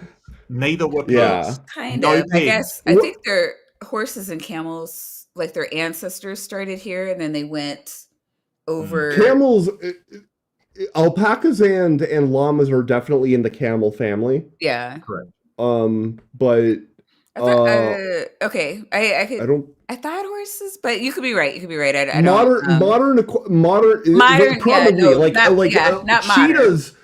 I'm saying Cheetahs originally ancestors. came from cheetahs originally evolved, I believe, in North America, and then actually got over to the other thing. Yeah, I went across the think land bridge, and then they evolved to somehow something that we are more But familiar with, and then were brought here. But I get it. There are a lot of problems with like a lot of problems with any actual attempt to use the Book of Mormon to as a guide to like actually find in actual stuff in North America, anywhere, including Central America. It predicts too many things that if it were true, we would have found them. We just would have found them. It didn't happen. I mean, they're talking about, in the Book of Mormon, they're talking about civilizations, multiple cities connected by, trade and roads and all this stuff, and we find absolutely nothing to suggest they had any of these things. Yeah. Yeah, I mean, I think like the Bible and Book of Mormon and whatever else is out there is great as a claim. Again, as a young Catholic girl, we were taught, that priests were excited. Were among a lot of the earliest scientists, and they thought that studying God's creation would get us closer to God. And so I think it's great to do that, to treat it as a claim and to find what is, what's true, what's not. So yeah, Hayden, I never want you to be sorry for asking. I think that asking is always, the first step in the scientific process. I just don't want you to stop at asking. That's not true. The first step's observation. Well, I don't know. I mean, maybe. It depends. The first step can be whatever you want it to be. I mean, could this be different? It doesn't have to be like this. It's like, okay, if I'm say observation, it's like, well, how did anything get here? Well, God did it. Okay, how? Like, I don't know. For me, it's like that question, like what else is there would be the spark. I don't know that I would have to absolutely always be observation, but I mean, I'm not saying observation is never there. I mean, certainly, but I think that I don't know. I kind of put those in the same basket, but whatever. No, that's fair. That's fair. To walk around the walls of Jericho 7 times while the priests simultaneously blow a long blast with their horns. And then at one point they gave a great shout. And the walls came down. What that tells us is that they're walking in unison, they're shouting in unison, and there must have been a consciousness component as well. And with that sound... What does that mean? What does having a consciousness component as well mean? I think he's saying you can't blow a trumpet without a brain. I don't know. This is really weird. This is so strange. What did they shout? That's what I want to know. Like, what did they shout? Was it like fire in the hole? They gotta scream and shout and let it all out. Yeah, that's true. That's true. You don't want your resonance to build up internally. That can be bad for your digestion. Earlier, he pointed out that they did this like for all day, each 7 consecutive days, but not during the night. Guess what? That means that you can just skip the first 6 days. Wow. I don't know. Blessed BBH, why are you like this? BBH, you have absolutely no respect for people who actually have an expertise in something, because you think that your question of how do black holes work, and then my absolutely reasonable answer Just, Well, I you know, mean, clearly, Look, Billy in Clark fairness, Carson is a genius. So what I studied had nothing to do with most of the no, stuff I Mark, talked you are a about. world famous brain surgeon who also has degrees in Okay. engineering, rocket science, botany, and underwater basket weaving. Like you Mm-hmm. are a world class act, and I will not have you or anyone in here poo pooing your good name, sir. Right. Yeah, no, I got it from the same place. Hovind got his degrees. Oh, she loves Hovind. I'm aware. Yeah. I'm very aware. The more accredited This a person degree, has said that Kent Hovind is a genius, and she wasn't even being sarcastic. No, that is the epitome of you know. Yeah, of her. Wow. Mm-hmm. All right, moving on. Sorry. Crazy. Let's hear about ancient sound technology. Sorry, Mandy. What were you saying? They're able then to bring down the walls of Jericho. The ancient people possibly had a way to reach sympathetic resonance with each other and with a given material, Did she say such as stone. Sympathetic resonance? Yeah. Well, the thing is, what brought the walls down were sympathetic resonance with the resonance of that structure, right? So sympathetic resonance with each other. Yeah, it sounds about as credible as anything else that's been said here. Yeah, that's true. That is true. Actually, that's very true. And its particular density, which is also a frequency. It's not. Does density If have they frequency? knew No, that's not how that works. Yeah. You could probably find a way to describe, like, choose a unit system in which density would imply frequency. Right. But like in natural units, everything is equal to 1 anyway, and you don't even have units. Like literally, like that's how natural units work. Is you figure out the way to like set everything so it's all equal to 1, and then you don't have to worry about units or dimensions. Time is equal to length, is equal to mass, is equal to everything fucking else. That's how natural units work. Mm-hmm. Does it sound absurd? Yes. Pretty much, yeah. It's not actually absurd, but it's only useful if you know what the hell you're talking about. But one thing, like, yeah, they're saying, hey, they use resonance to take these walls down, but they haven't actually explained how they use sound to construct anything. No, they haven't explained anything because they have no idea what the fuck they're talking about. But, like, why show us that they can take... Like, I understand that, hey, maybe if you know, it's like saying, well, because we can use explosives to destroy a building, we can use explosives to build a building. And it's like, no, that's not a thing, right? Guys, it's ancient, lost technology. Yeah. Hello? Yeah, I'm calling bullshit on this. Like, seriously. Like, just because, like, the Bible says that they brought down a wall by, you know, outrageously shouting at it. That was a miracle. Was it, though? I mean, that's not what they're saying, but it's what they should be saying. They should be saying it was a miracle. It's what the Bible says. I just don't know why the Bible does not say anything about sympathetic resonance. Okay, No. Bible said miracle. But he's not. Okay. He's not saying miracle. He's saying that this is a mechanical effect that is due to resonance, sympathetic resonance, by which I interpret he means mechanical resonance. And then why did you say miracle then? Because that's what he should be saying. Trying to ascribe it to something scientific is a complete category error. Well, they shouldn't be doing it. Yeah, no, I got to agree with Tap. I mean, you're a goddess. You obviously know everything, but I have to agree. If you've got he said miracle, and I'm like, yeah, it's a miracle because the Bible says it's a miracle. Like, I'm saying what he said.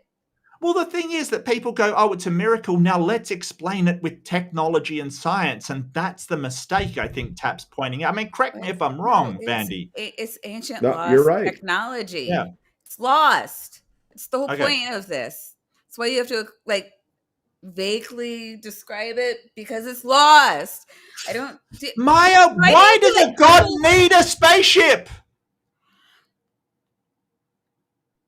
Wait, did God need a spaceship or just ancient sound technology? Okay, I'm gonna take your nerd credentials away from you right now. You What? no. No, like, look, the moon is a spaceship, and that's where the aliens be. And then all you need from there is the ancient sound technology, which is lost. I don't know why Maya's talking about this. It wasn't aliens. What it was that all of the black people lived on the moon, and then there was a civil war that blew the moon up, and part of it became the Earth. And then one of them, Yakub, the big head scientist, invented white people. Well, he's the 24th scientist, in fairness. Yeah, fair. Have you covered Yakub on your show ever, Mark? Because you got to check that shit out. I It's have fucking not. wild. What is Yakub? I think it's a little crazy, even for Mark, honestly. It is wild. You're Oh, gonna look it up. I've seen this picture before. Yeah, I've seen this it's picture the before. guy I've with the never huge covered head, it. right? Yeah. People believe this. They believe this. No, it's a religion. It's a whole religion. It's the I know Nation of why Islam. You just don't believe it because it involves magnets. That's why you don't believe it. Well, no, and white That slaves. might be true. Yeah. That also might be true. Correct resonant frequency of whatever made up the walls. Whatever made up the walls. It was probably fucking like sandstone. Right? Or limestone. One of those two, I would bet. Probably, because yeah. it was Jericho. Mhm. And if I'm gonna like randomly make a thing out of stones and Jericho, it's gonna be sandstone or limestone, I think. I don't know anything about Jericho other than that it's really old. They could have conceptually used sound in that manner. They could have conceptually used... It doesn't matter what the end of that sentence is. That's such an equivocating beginning of the sentence that nothing you say matters. Like, anybody could conceptually use anything, okay? They could have conceptually all farted at the wall and it fell down. You know, like conceptually. Yeah. Makes clear that it wasn't the Ark of the Covenant that brought down those walls. It was the power of sound and the unified consciousness of the soldiers and the priests. You see, this was brought up earlier, like 15 minutes ago now, but you were like, yeah, but they had the Ark of the Covenant, and it wasn't the Ark. It was... They no idea what's knew the happening correct right now. resonant frequency of whatever made up the walls. They could have conceptually used sound in that manner. The Bible makes clear that it wasn't the Ark of the Covenant that brought down those walls. It was the power of sound and the unified consciousness of the soldiers and the priests. It was the power of sound and the unified consciousness of the soldiers and the priests. So he's saying, like, the unified consciousness, he's saying the power of friendship brought it down. I think he's saying the power of friendship brought it down. Yo, he might be. I think that's what he's saying. I mean, it's like, saying, well, the trumpet didn't make everyone, where it wasn't the violin itself that made everybody love the music. It was the violinist that, used the instrument for, and turn Evil, the sound. diabolical purposes. Well, I've got questions. To kill the enemy, obviously. If the Ark wasn't involved, then why did they haul the damn thing around the city 7 times? I thought he was saying that the Ark was the vessel that they used to make the sound so that... Vessel is in a ship? I don't know. Does the Ark have the brown note inside it? What are we talking about here? We don't know. It's lost technology. I don't... That's not true. The Ethiopians have the Ark. They say they do. Do they? I thought Ron Wyatt hid the Ark because we don't deserve it. Wait, hold on, guys. But I want to say there's like 3 different people that say they have the Ark. But BBH is bringing up a very on-topic question about evolution. She never does that. Conspiracy can mean a secret plan, often negatively oriented. But the actual breakdown of the word... I mean, it could, yeah. That's one definition, sure. And that's usually how it's used in a negative sense, like it's a conspiracy. No, I want to see what the original definition and like look into the etymology of this word and find out what it originally meant to find out how it's being used now. What please? What word? Please. Conspiracy. All right, and so we're looking for the etymology of conspiracy. Yeah, I'm waiting for like, oh, it's not a conspiracy theory because conspiracy used to came from this word which means truth. You know, like it's just what the hell are you talking about? Well, I think she's agreeing that conspiracy is a bunch of evil, probably Masonic people that are like deciding to do an Illuminati. Conspiracy comes from the Latin word conspiratio. While conspiratio can mean plot or a conspiracy, it also can be translated as unity and agreement. Yes. So this is the thing, like when you start to look into words, they may mean something really different in the original language that they're in, and it's been changed, right? So this is called an etymological fallacy. It's basically saying, hey, because the word meant this in Latin, it still means that today. And so you get this thing where, like, for instance, placenta originally meant cake in Latin, right? Like, so that's sort of saying, hey, that's what it means. No, that's not how words work. They change meanings over time. How the hell did that happen? Who knows? In Latin, conspire means to breathe together. So anytime people do singing groups together, chanting mantras or praying together, visualizing together, dancing together. All right, we can stop here. But we have an entire 12 seconds left, Maya. No, we really don't. The other video I have is Graham Hancock's theory on time travel in ancient handbags. It's about 9 or 10 minutes, just to kind of round out the next 20 minutes if you want to. Sure. Tap. Yeah, I mean, I can do that. All right, let me throw it in here. We don't have bingo for this one, but everybody should have blackout ostensibly. Yeah, presumably, yeah. Oh, I'm sorry. For those of you waiting for this, boom. So now you've got like a Maya Hicks tap. Yep. So now we should round up the blackout. There we go. And all is right with the world. I forgot about that one. Thank you, Maya. All right. Why is it not? There it is. Mesoamerica might seem harmless. Wait a minute, you didn't do the thing. I didn't. So the name of the video is Graham Hancock's theory on time travel and ancient handbags. Now, time travel and ancient handbags. And you say I'm not a benevolent goddess. I do say that, and I stand by that. For the record, if you want to learn about the ancient handbags, I'm pretty sure the person that I know who probably has done the best video, I think Mini Minuteman did a video about these. He's fantastic. Yeah, he's fantastic. I love Mini Minuteman. Yeah, and he would know what's up. He's actually gone and visited, I think, some of the sites where they have these. He might not have been that far south yet. I'm not sure. But, yeah, great channel. Anyway, so that's the video. The channel is Business Hook with 115,000 subscribers.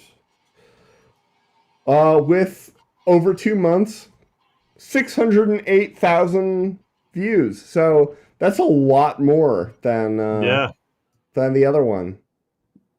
So Graham Hancock brings all the boys to the yard.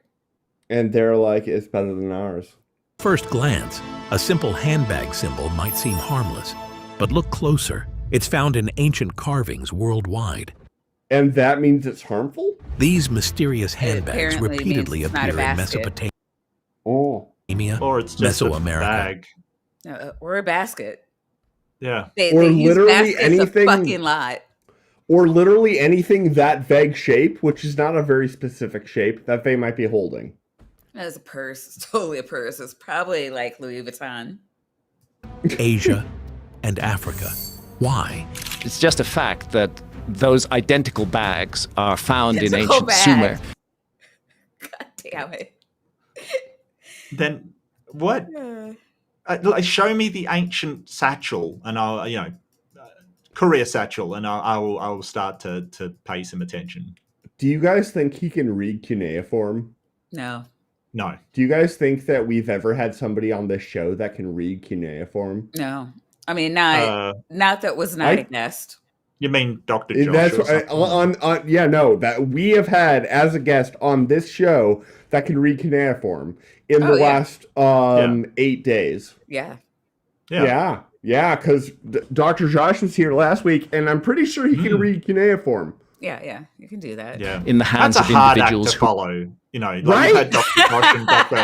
You got it, and then it's Mark Reed, some random dude on the internet that debates crazy people. Yeah, there you go. Well, okay, here's the deal. You have a doctorate in basket weaving. What the fuck, Mark? And also anti-spiderology. And rocket science. Hey, I'm all drop for airs. spiders. No, don't be mean on spiders. We have these spiders.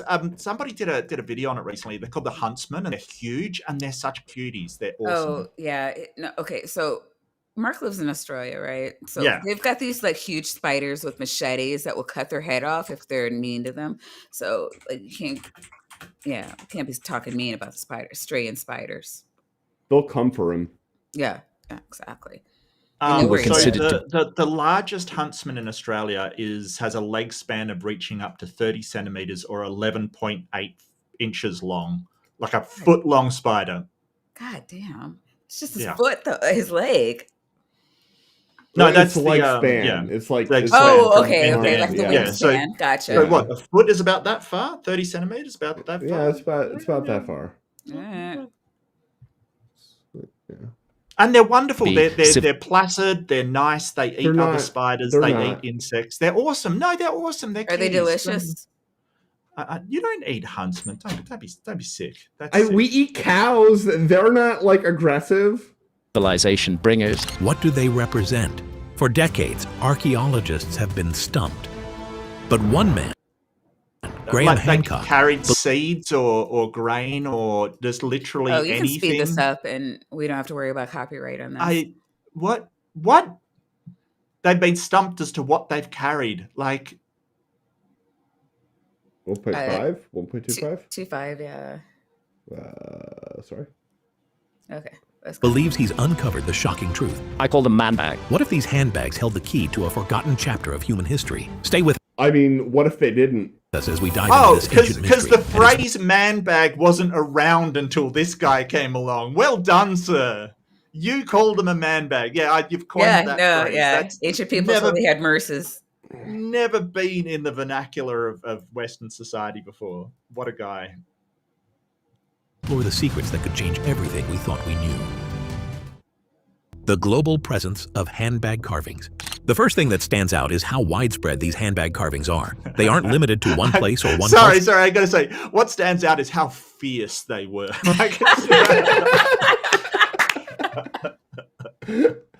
First thing that stands out is how widespread these handbag carvings are. They aren't limited to one place or one culture. No, these carvings appear everywhere. Yep, Look at that right there is definitely a wristwatch. Look at that. Oh yeah. And You say Timex?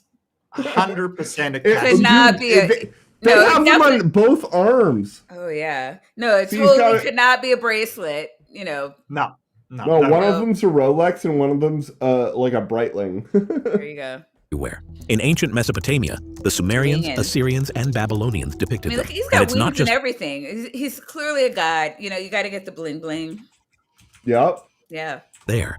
Across the ocean in Mesoamerica, the Olmecs and Toltecs left behind similar symbols. We find them in Asia too, in the artwork of ancient Indian and Indonesian cultures. The mystery doesn't stop there. In Europe, the Etruscans and the Hittites also carved these handbags. They even show up in North America on the petroglyphs created by indigenous people. You might be thinking of these handbags. They even show.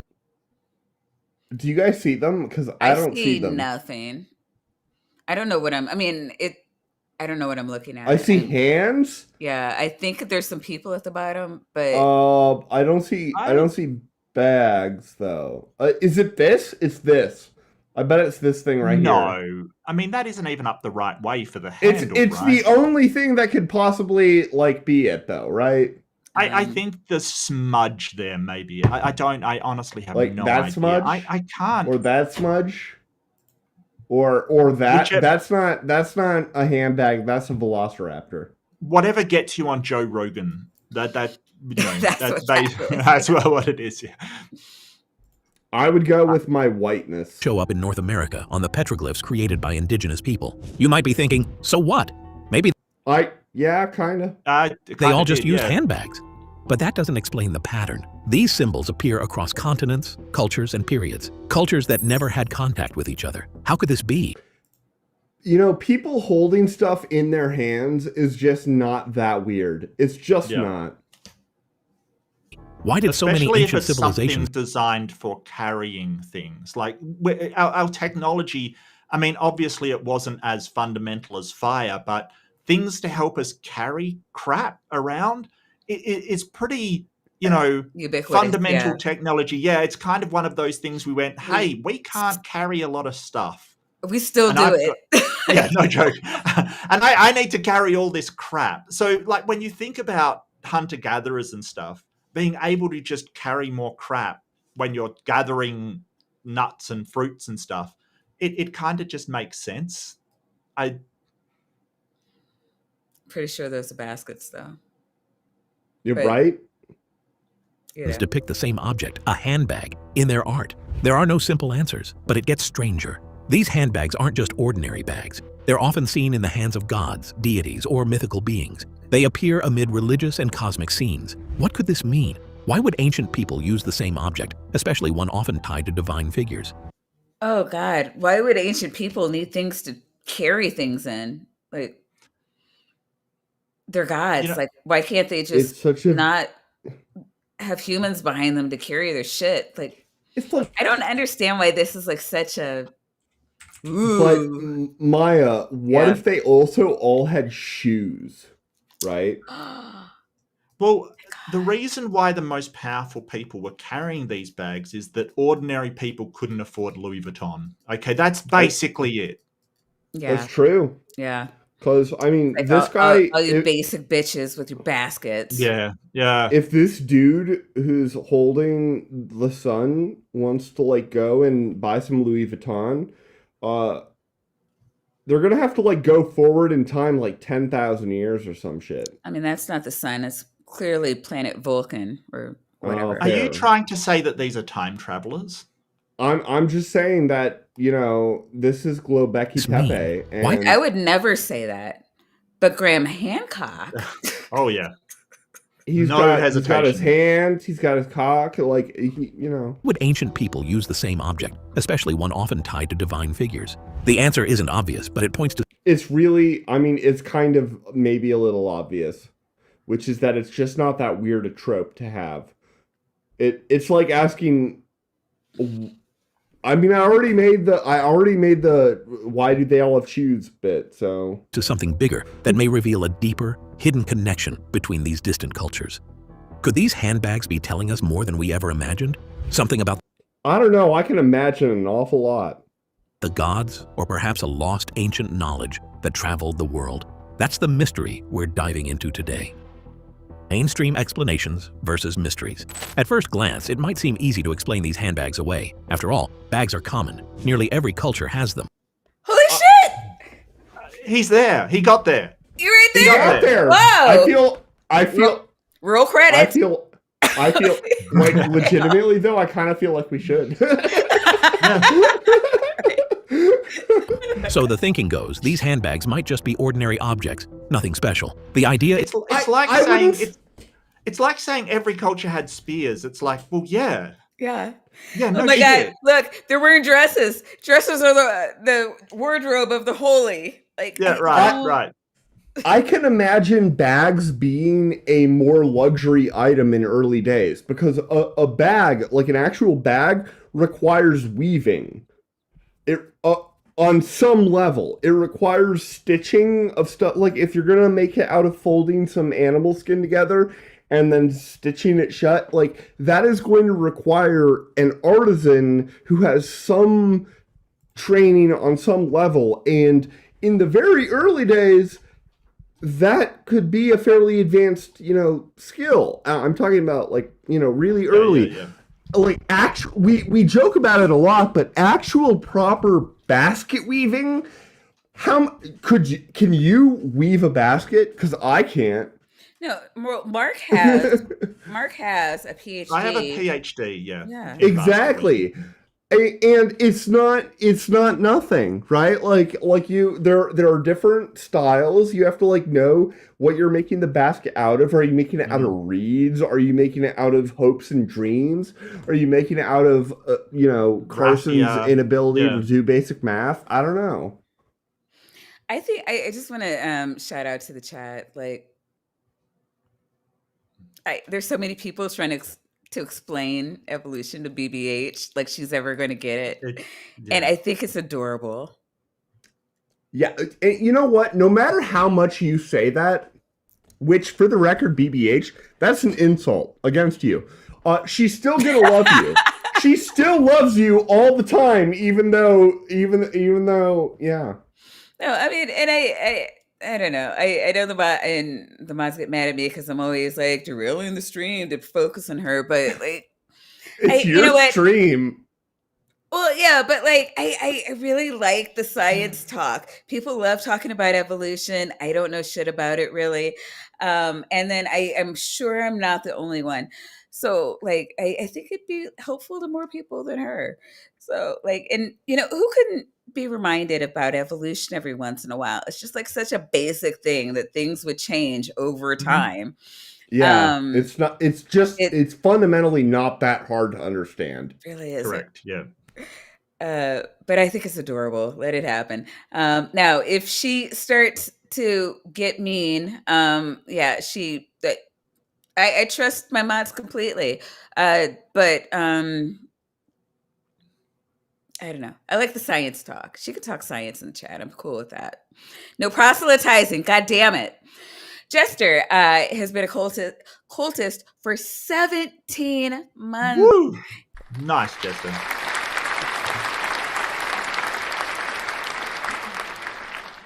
And Jester says, but did every culture have nitties and vaginas? Yes, I'm fairly certain they did. Yes. Yeah, I'm gonna go also and say yes. I mean, we're here, so yeah. It's a bit of a giveaway, really. A lot of vagina men out there. Yeah, those are a lot of necessary. Is simple. These are just carvings of bags depicted by artists who saw them in everyday life. No big mystery. Right? But the more you look at these symbols, the more you realize something doesn't add up. If these were just simple bags, why would they be shown in religious or mythical contexts? I mean, if these were just simple like eyes and noses and arms, why would they show up in religious contexts? Doesn't add up. If these were just carrying a bag of incense or something, they could have been carrying literally anything. I think it was like a bag of weed. I think this was the prehistory. Oh, man, I think this is the ancient The baggie. holy bag of weed. The holy baggie. See, this guy's not actually, doing a religious ceremony. He's actually on the street selling it to the other guy. That's basically what's happening here. Oh, hell, holy weed. But for $5, Jester says, allow me to preach the words that BBH understands. Titan, do you do your thing? Do your thing. Oh, I thought you were going to ask, do you take this woman to be your lawfully wedded wife? Titan, I don't think I do. Titan's type. I do. Say I do! I would not touch She's that not with saying a anything. large pole, quite frankly. She's probably pissed from getting smacked around a lot. Oh, she was turned down by Titan again. Look, funny. Look, Vandy, honestly, I'll use one of the worst things I've ever heard. I'll risk it, and I'll say, I wouldn't touch her with your dick.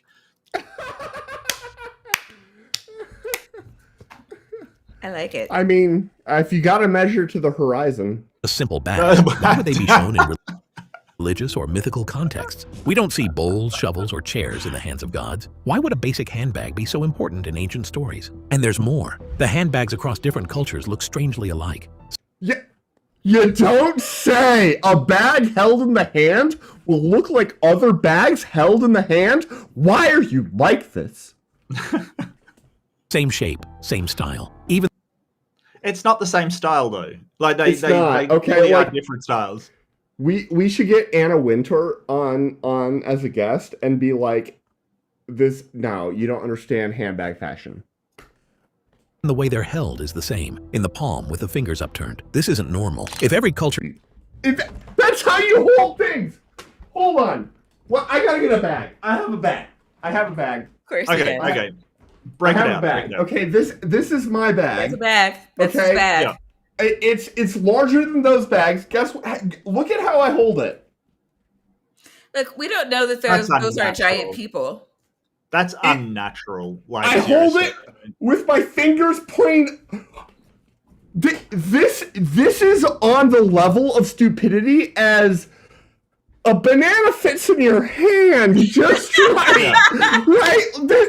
You're right. Is Ray You're right. Comfort. Yes. Yeah. Yes. Ray Comfort level stupid. Yes. Yes, or as I call it, extreme discomfort. Extreme discomfort.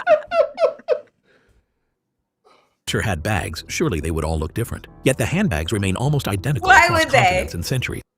Gods holding handbags, standing next to trees of life, or in the middle of cosmic settings. Well, also, some of them are Louis Vuitton, some are a Birkin, some are just a little Kate Spade. Yeah. Like, why would they look different? And why would God need a handbag? What is he holding in there? The souls of the dead? What are we doing here? Souls of the dead. I love that. This bag's for reaping. Yeah. This bag carries the souls to the next life. What the hell? It raises more questions than answers. You raise more questions than answers. If these handbags were simply bags, why are they always in these powerful, symbolic contexts? There's got to be something more. Because they were things that people spent a lot of time, many hours, chiseling out of fucking stone, okay? You don't do that for just, like, doodles, okay? You're carving it out of rock. You're gonna do that for significant shit. Why? Oh my god. So it reminds me of that sort of the Egyptian thing where he's got a crop and I can't remember, a crop and an ankh, and they represent like agricultural stuff, like that the pharaoh would provide grain, I think. So, you know, it's sort of like, well, they would portray leaders with certain symbolic props to say, hey, they provided the grain or they carried their people or whatever the hell they're trying to portray. We don't know for sure, but there's no reason to think that it's because they had the ancient technology of handbags.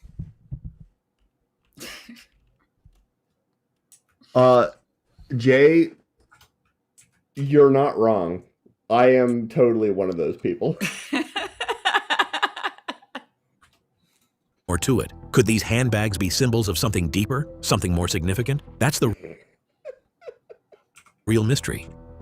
Theories of deeper meaning. As we dig deeper into the mystery of these handbags, we realize that they may not be as simple as they seem. Some believe these symbols hold a deeper, more profound meaning. One popular theory suggests that the One popular theory among crackpots is, you know, because it won't Some be people popular like among Graham people. Hancock.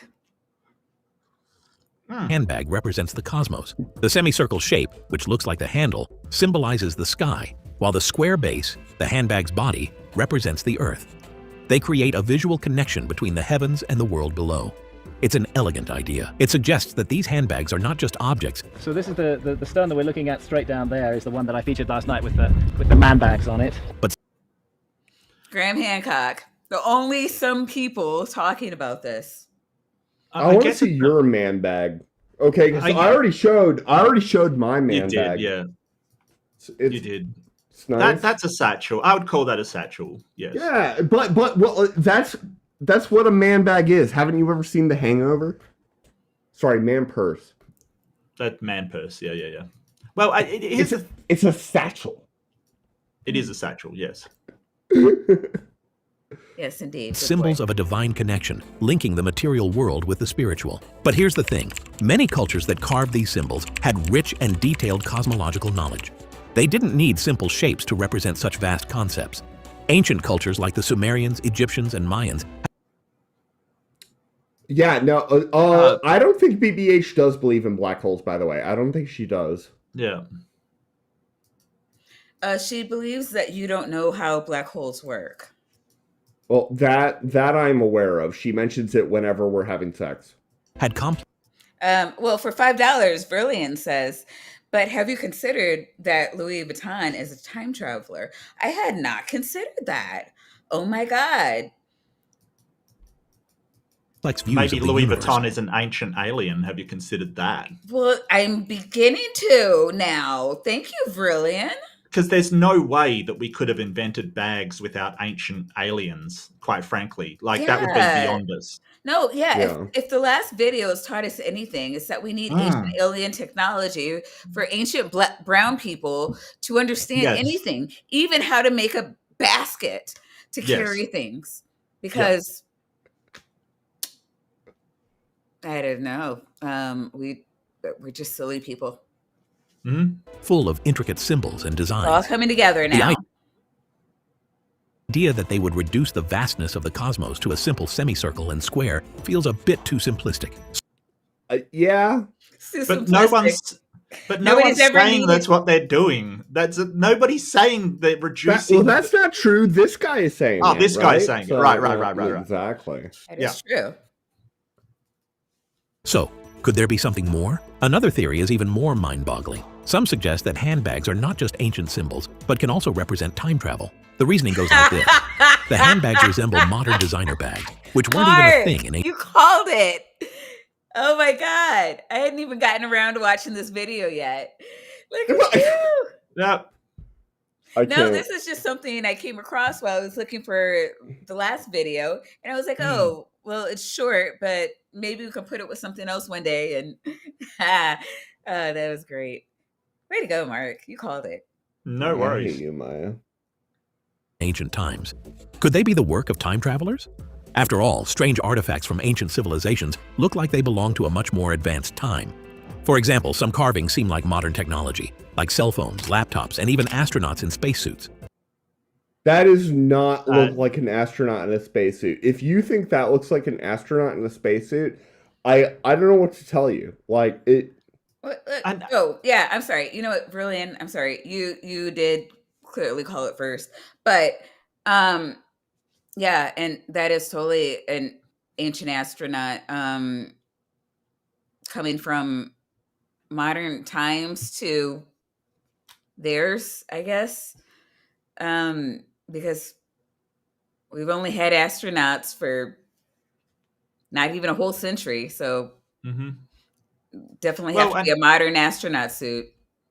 And can I point out that if you're saying time travelers went back in time, that they put on all of this Egyptian-ass clothing and all of this decorations and things like that, and then, in order to fit in, but they just couldn't be bare to be parted with their designer Louis Vuitton bag.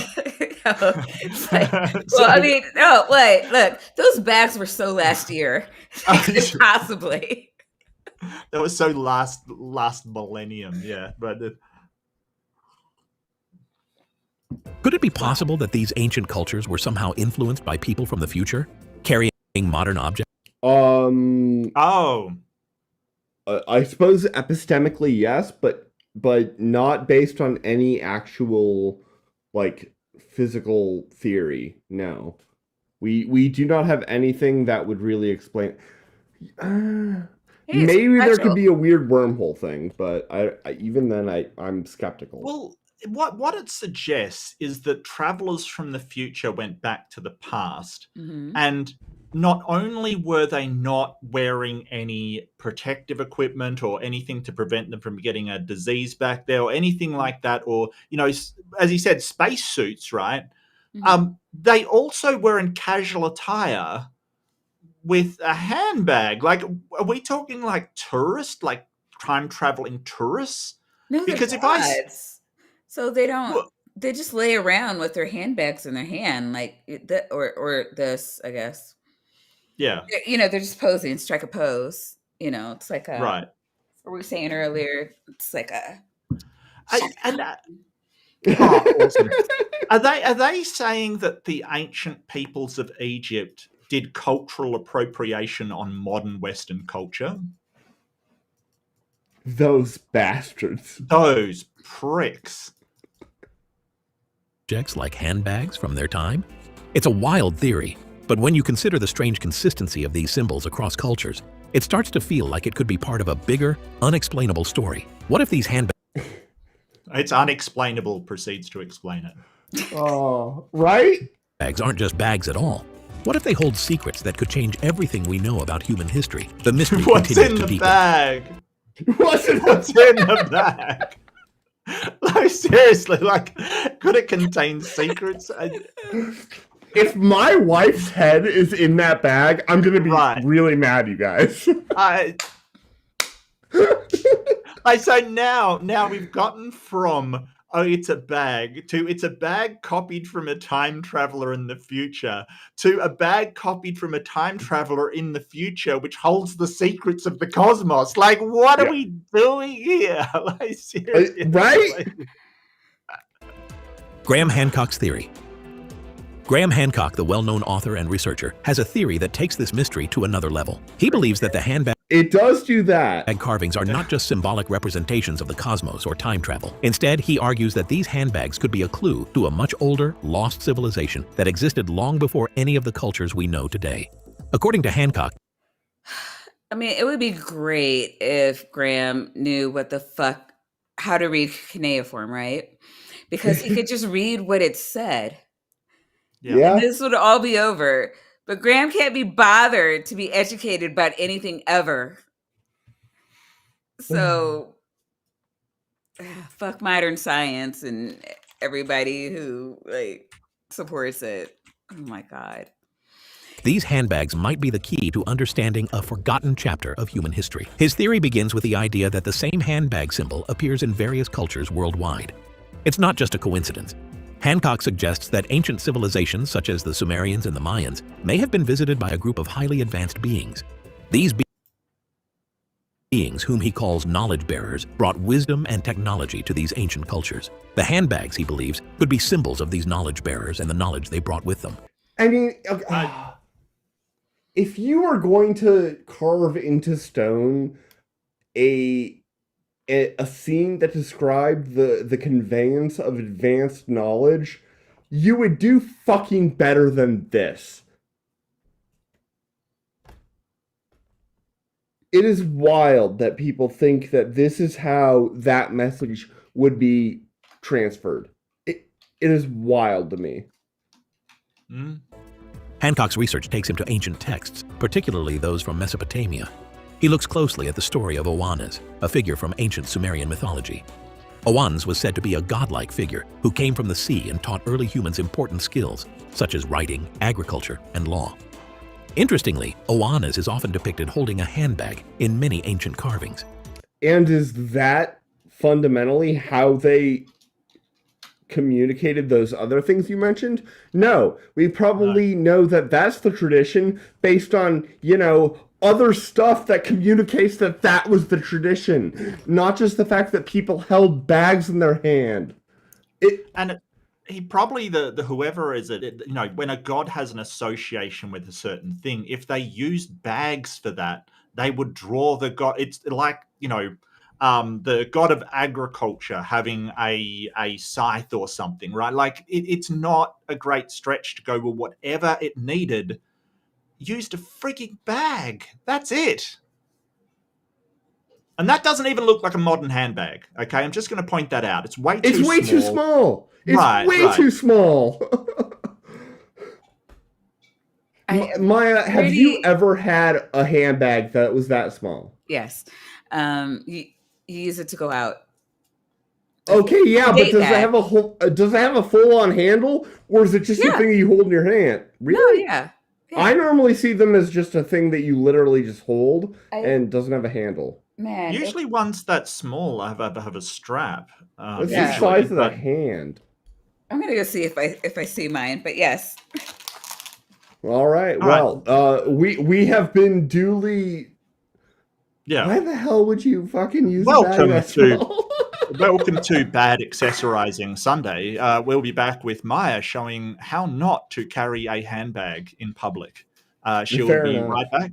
Yeah, no, we've gone into accessorizing for the masses. So if you're wondering, so I do have one it's actually okay. You see, that's way the size of that. Okay, but this is my hand, and this is okay. So my other one, God, I hate this thing. So my other one, it probably it's just a tad bit longer than my hand. That's the smallest one I could find. The one that I carry every day.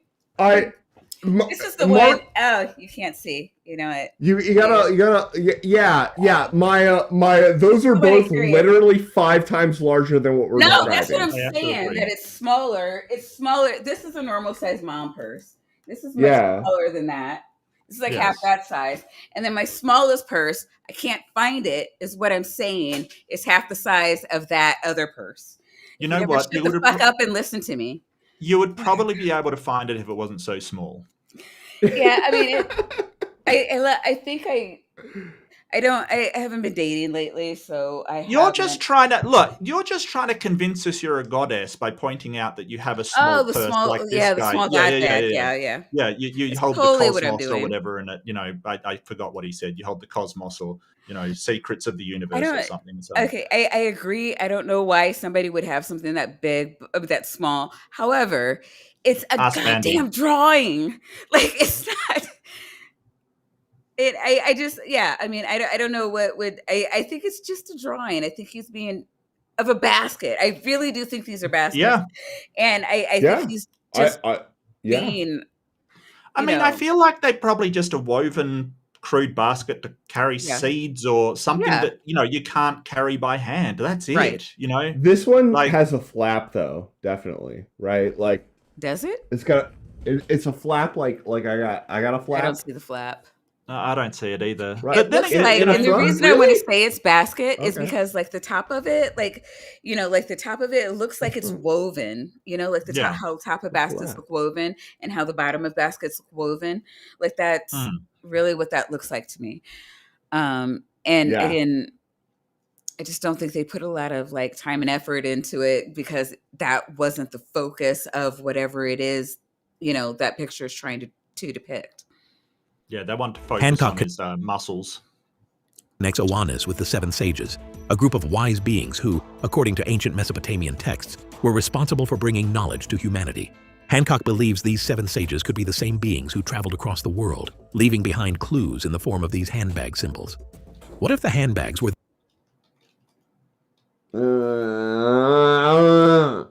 their way of marking their presence and signaling their role as the teachers of ancient civilizations? The more Hancock delves into this theory, the more he believes these knowledge bearers could have been part of an ancient civilization long before.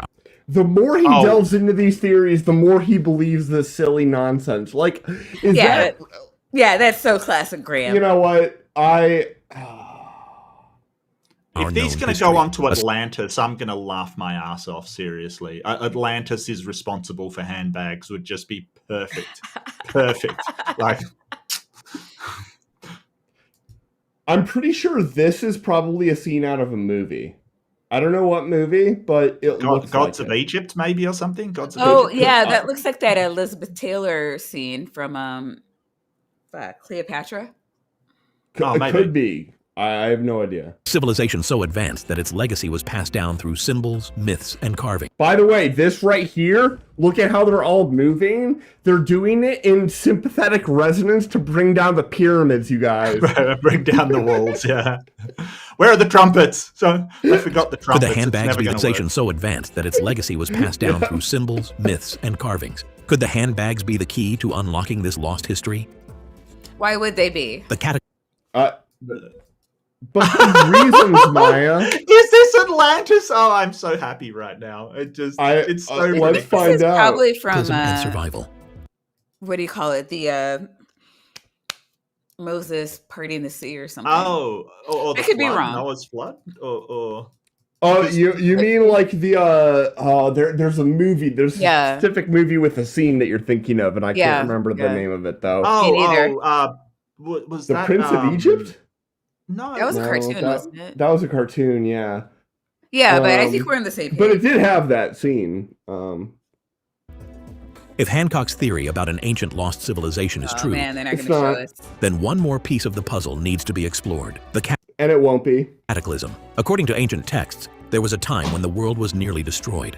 The Great Flood myth appears in many cultures, from the Bible's Noah's Ark to the that's even Mesopotamian better. tale The of flood that Zusudra. never happened. Yeah, no, I gotcha. Yeah. Some believe these floods weren't just stories. They were you don't say. records of an actual disaster. It Hancock was connects this cataclysm. 10 Commandments was the movie that you're looking for. 10 Commandments. Yeah, that one. Thank you. Yeah. No worries. It was bugging me.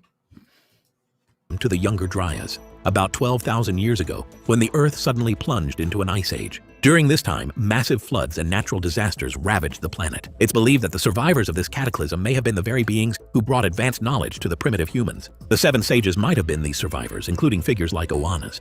After the disaster, they could have traveled worldwide, spreading the knowledge of their advanced civilization. yeah, they totally could have. Reality is certainty, Maya. Or they could not have. Handbags may have been symbols of these knowledge tools. Handbags were still useful. Guess what? Holding stuff is handy. Yeah, it's still useful. That held the wisdom to rebuild after the cataclysm. Could this lost civilization be the root of all the ancient wisdom and technology that sprang up worldwide? No. Hey, look, everybody has spears. It must have been ancient technology given to them by Could this the lost 7 civilization? sages. Yep. And you can't convince me otherwise. I love how they blurred out her chest because she's presumably topless. Yeah. Well, They should be the there's root your of all the nitties, ancient people. There's your nitties. wisdom and technology that sprang up worldwide? The clues seem to be hidden in plain sight. So what are these handbags? Are they just ancient symbols, or do they hold a I mean, they're yes. just fucking woven kind of basket bags. I don't. deeper secret? Graham Hancock's theory points to an ancient civilization that passed down knowledge through these symbols.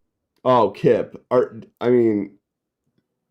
Yeah, yes. no, we Hi, kind Kip. of needed you here tonight. There's been so much, Yeah, so for much bad Bible stuff. Emotional support, if nothing else, quite frankly. I don't even know about if it was Bible stuff. It was just like old stuff. Right. All right, so BBH is mad because everybody's calling her an LLM, and yeah, they're. It's because you act like an NPC, BBH. That's why. You know, the great thing about my chat is if you're chill, they're chill. So if you could just chill the fuck out, you get along with everybody just great. Yeah, it's weird. Fair. Every time I see baby, she always starts a fight with me. Like always, like it without She starts fail. a fight with everybody except for Maya. And then gets mad when somebody says something back. It's like, wow, if you don't want to get into a fight, don't go up into the street and punch somebody. Like it just, what are you doing? Don't what? Well, then there won't be none. But you know, we're the Okay, woke mob. that's a lot cooler than how I said it, but sure, yeah. No, I mean we're the woke mob apparently. So like you know, don't. Well, I'm the evil fake scientist mob. Oh So- no, you're the woke mob. You lead the woke mob cult. Ha. Hell yeah. Symbols. These handbags could be a key to understanding our past, a sign of a lost civilization. All right, and And we're out. Oh. Okay.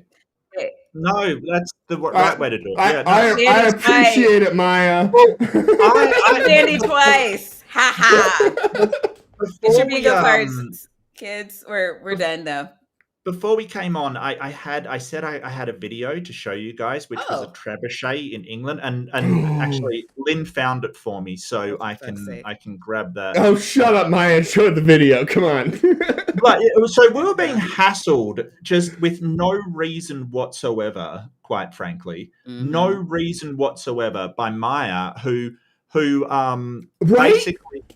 She did not like that we spent like 10 minutes talking about trebuchets, even though trebuchets are objectively speaking... Objectively, right? Freaking awesome.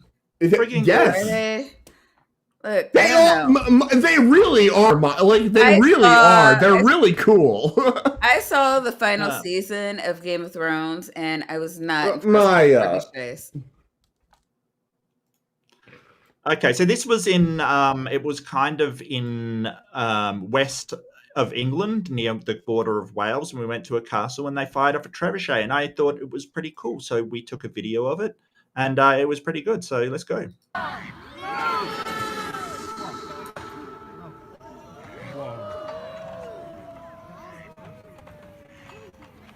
Oh, wait.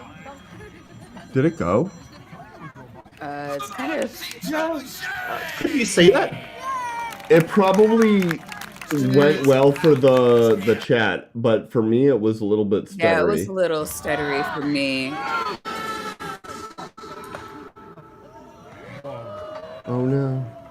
Oh, yeah, there we go. Is it just stuttering? Or anyway, yeah, no, I'm sure it was pretty damn cool.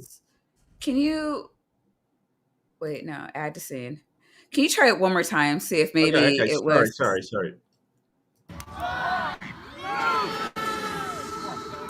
Uh-oh. Oh. It always stops. Yeah. It's probably a connection issue or something. I do notice my connection's coming up occasionally, so I do apologize. Just take my word for it. It was cool. Okay, trebuchets are cool. Take your word for it. I will fight people that say trebuchets aren't cool. They are. No, cool. I'm with you.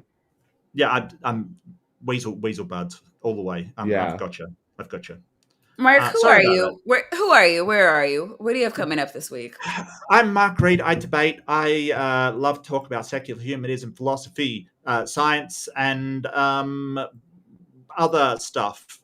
Just things in general. I run a channel where we have a fantastic community that is supportive and like to talk about stuff as well. You can find me over on Mark Reed Atheism, where I I love to have new members. I've almost reached 2.5k, which I'd love to reach 2.5k and then keep on going. But so come on over if you want to talk about stuff, and it's fantastic to be here. I always love Bad Science Sunday. I think it's fantastic. And so it's probably my connection. I'm just looking at the connection stuff now. It's probably just my connection for some reason. But I really appreciate you inviting me over here. That was so much fun, and I'd love to come back. I'm glad you had No, I love it, and I absolutely adore both you and Tapioca Weasel. Well, I mean, you turned down a debate to be here tonight, so I am very honored. No, I didn't. What are you talking about? No. I made this before. So what happened was I was supposed to do a debate last night, and the venue mixed up the times. They told the other person it was tonight, and so I was there yesterday, which I was told was the time, and they weren't, and the person running the debate wasn't, so it was all just an absolute mess. But then they said, "Oh, maybe we can do it tonight," and I'm like, "No, I've got something on," because I would never ever give up Bad Science Sunday to talk to atheist. I'm sorry, I just wouldn't. That's not something that would ever happen. Ever. Yay. Weasel Cult. Weasel Cult. Tap, do you have anything coming up this week? I will. If I remember how the scheduling works, then I will be on Budget Scripture Saturday, BSS, on Kip Davis's channel next Saturday. Because apparently all I do on the internet is co-host shows called BSS, which Fair enough. Do you need more? Are you not entertained? I am very entertained. There you go. There you go. And then, okay, so today is the 6th. So next, don't do that. Next week. Oh, we do have the ancient Aussies 2 weeks in a row. All right. Nice. Excited about that. That'll be Ian fun. Chen's hilarious too. He is such a great guy. I'm a big fan of Chen. Yeah. I am, because I finally got him on. Yeah, like Austin Sims was on half a year ago, I think. And I was like, hey, Ian is putting in a good word for me. So yeah, that's happening. I'm really excited about that. So, so it'll be Ian's debut stream here, and Ian knows a little bit about everything. What does he do again? Is he a geologist? Ian Chen. Yeah. He's the creator of the greatest debate against Kent Hovind that has ever happened. Twice. Yeah, I didn't know it was twice. I think he's debated him twice. Maybe it was only once and Kent didn't agree to another one. I might be wrong. But I can't remember Ian's No, it's totally possible. I missed the second one. I think it's geology. I don't think so. I can't remember, but I don't think it's geology. Yeah, I thought it was just like a thing that he did his research on. Yeah, that's what I think. But I can't remember. All right. Well, yeah. Very funny though. Very funny debates. But yeah, so I know a lot of people are listening to me while they're driving home from the Ark Encounter. Just want to thank all of you guys for everything you do. Being a citizen isn't just about what you do on voting day, but it's there's not one thing we do that works, that changes our system around. It's it's all the little things adding up. So it's all the voting, it's all the protesting, it's calling your representatives, it's making your voice heard every possible way you can, whether it's writing a letter, calling, get on ResistBot. Even arguing with your whatever phobic uncle on Facebook, changing hearts and minds. It's a little bit of everything, and you do what you can where you can. And I appreciate every single one of you for everything you do. We love having you as part of the community, and I hope you get some rest. It's been a long, hot day, and for those of you who weren't able to make it, thanks for coming through. We love you too. And we hope to see you next week. And until next time, be true to who you are, not who you were told to be. Bye.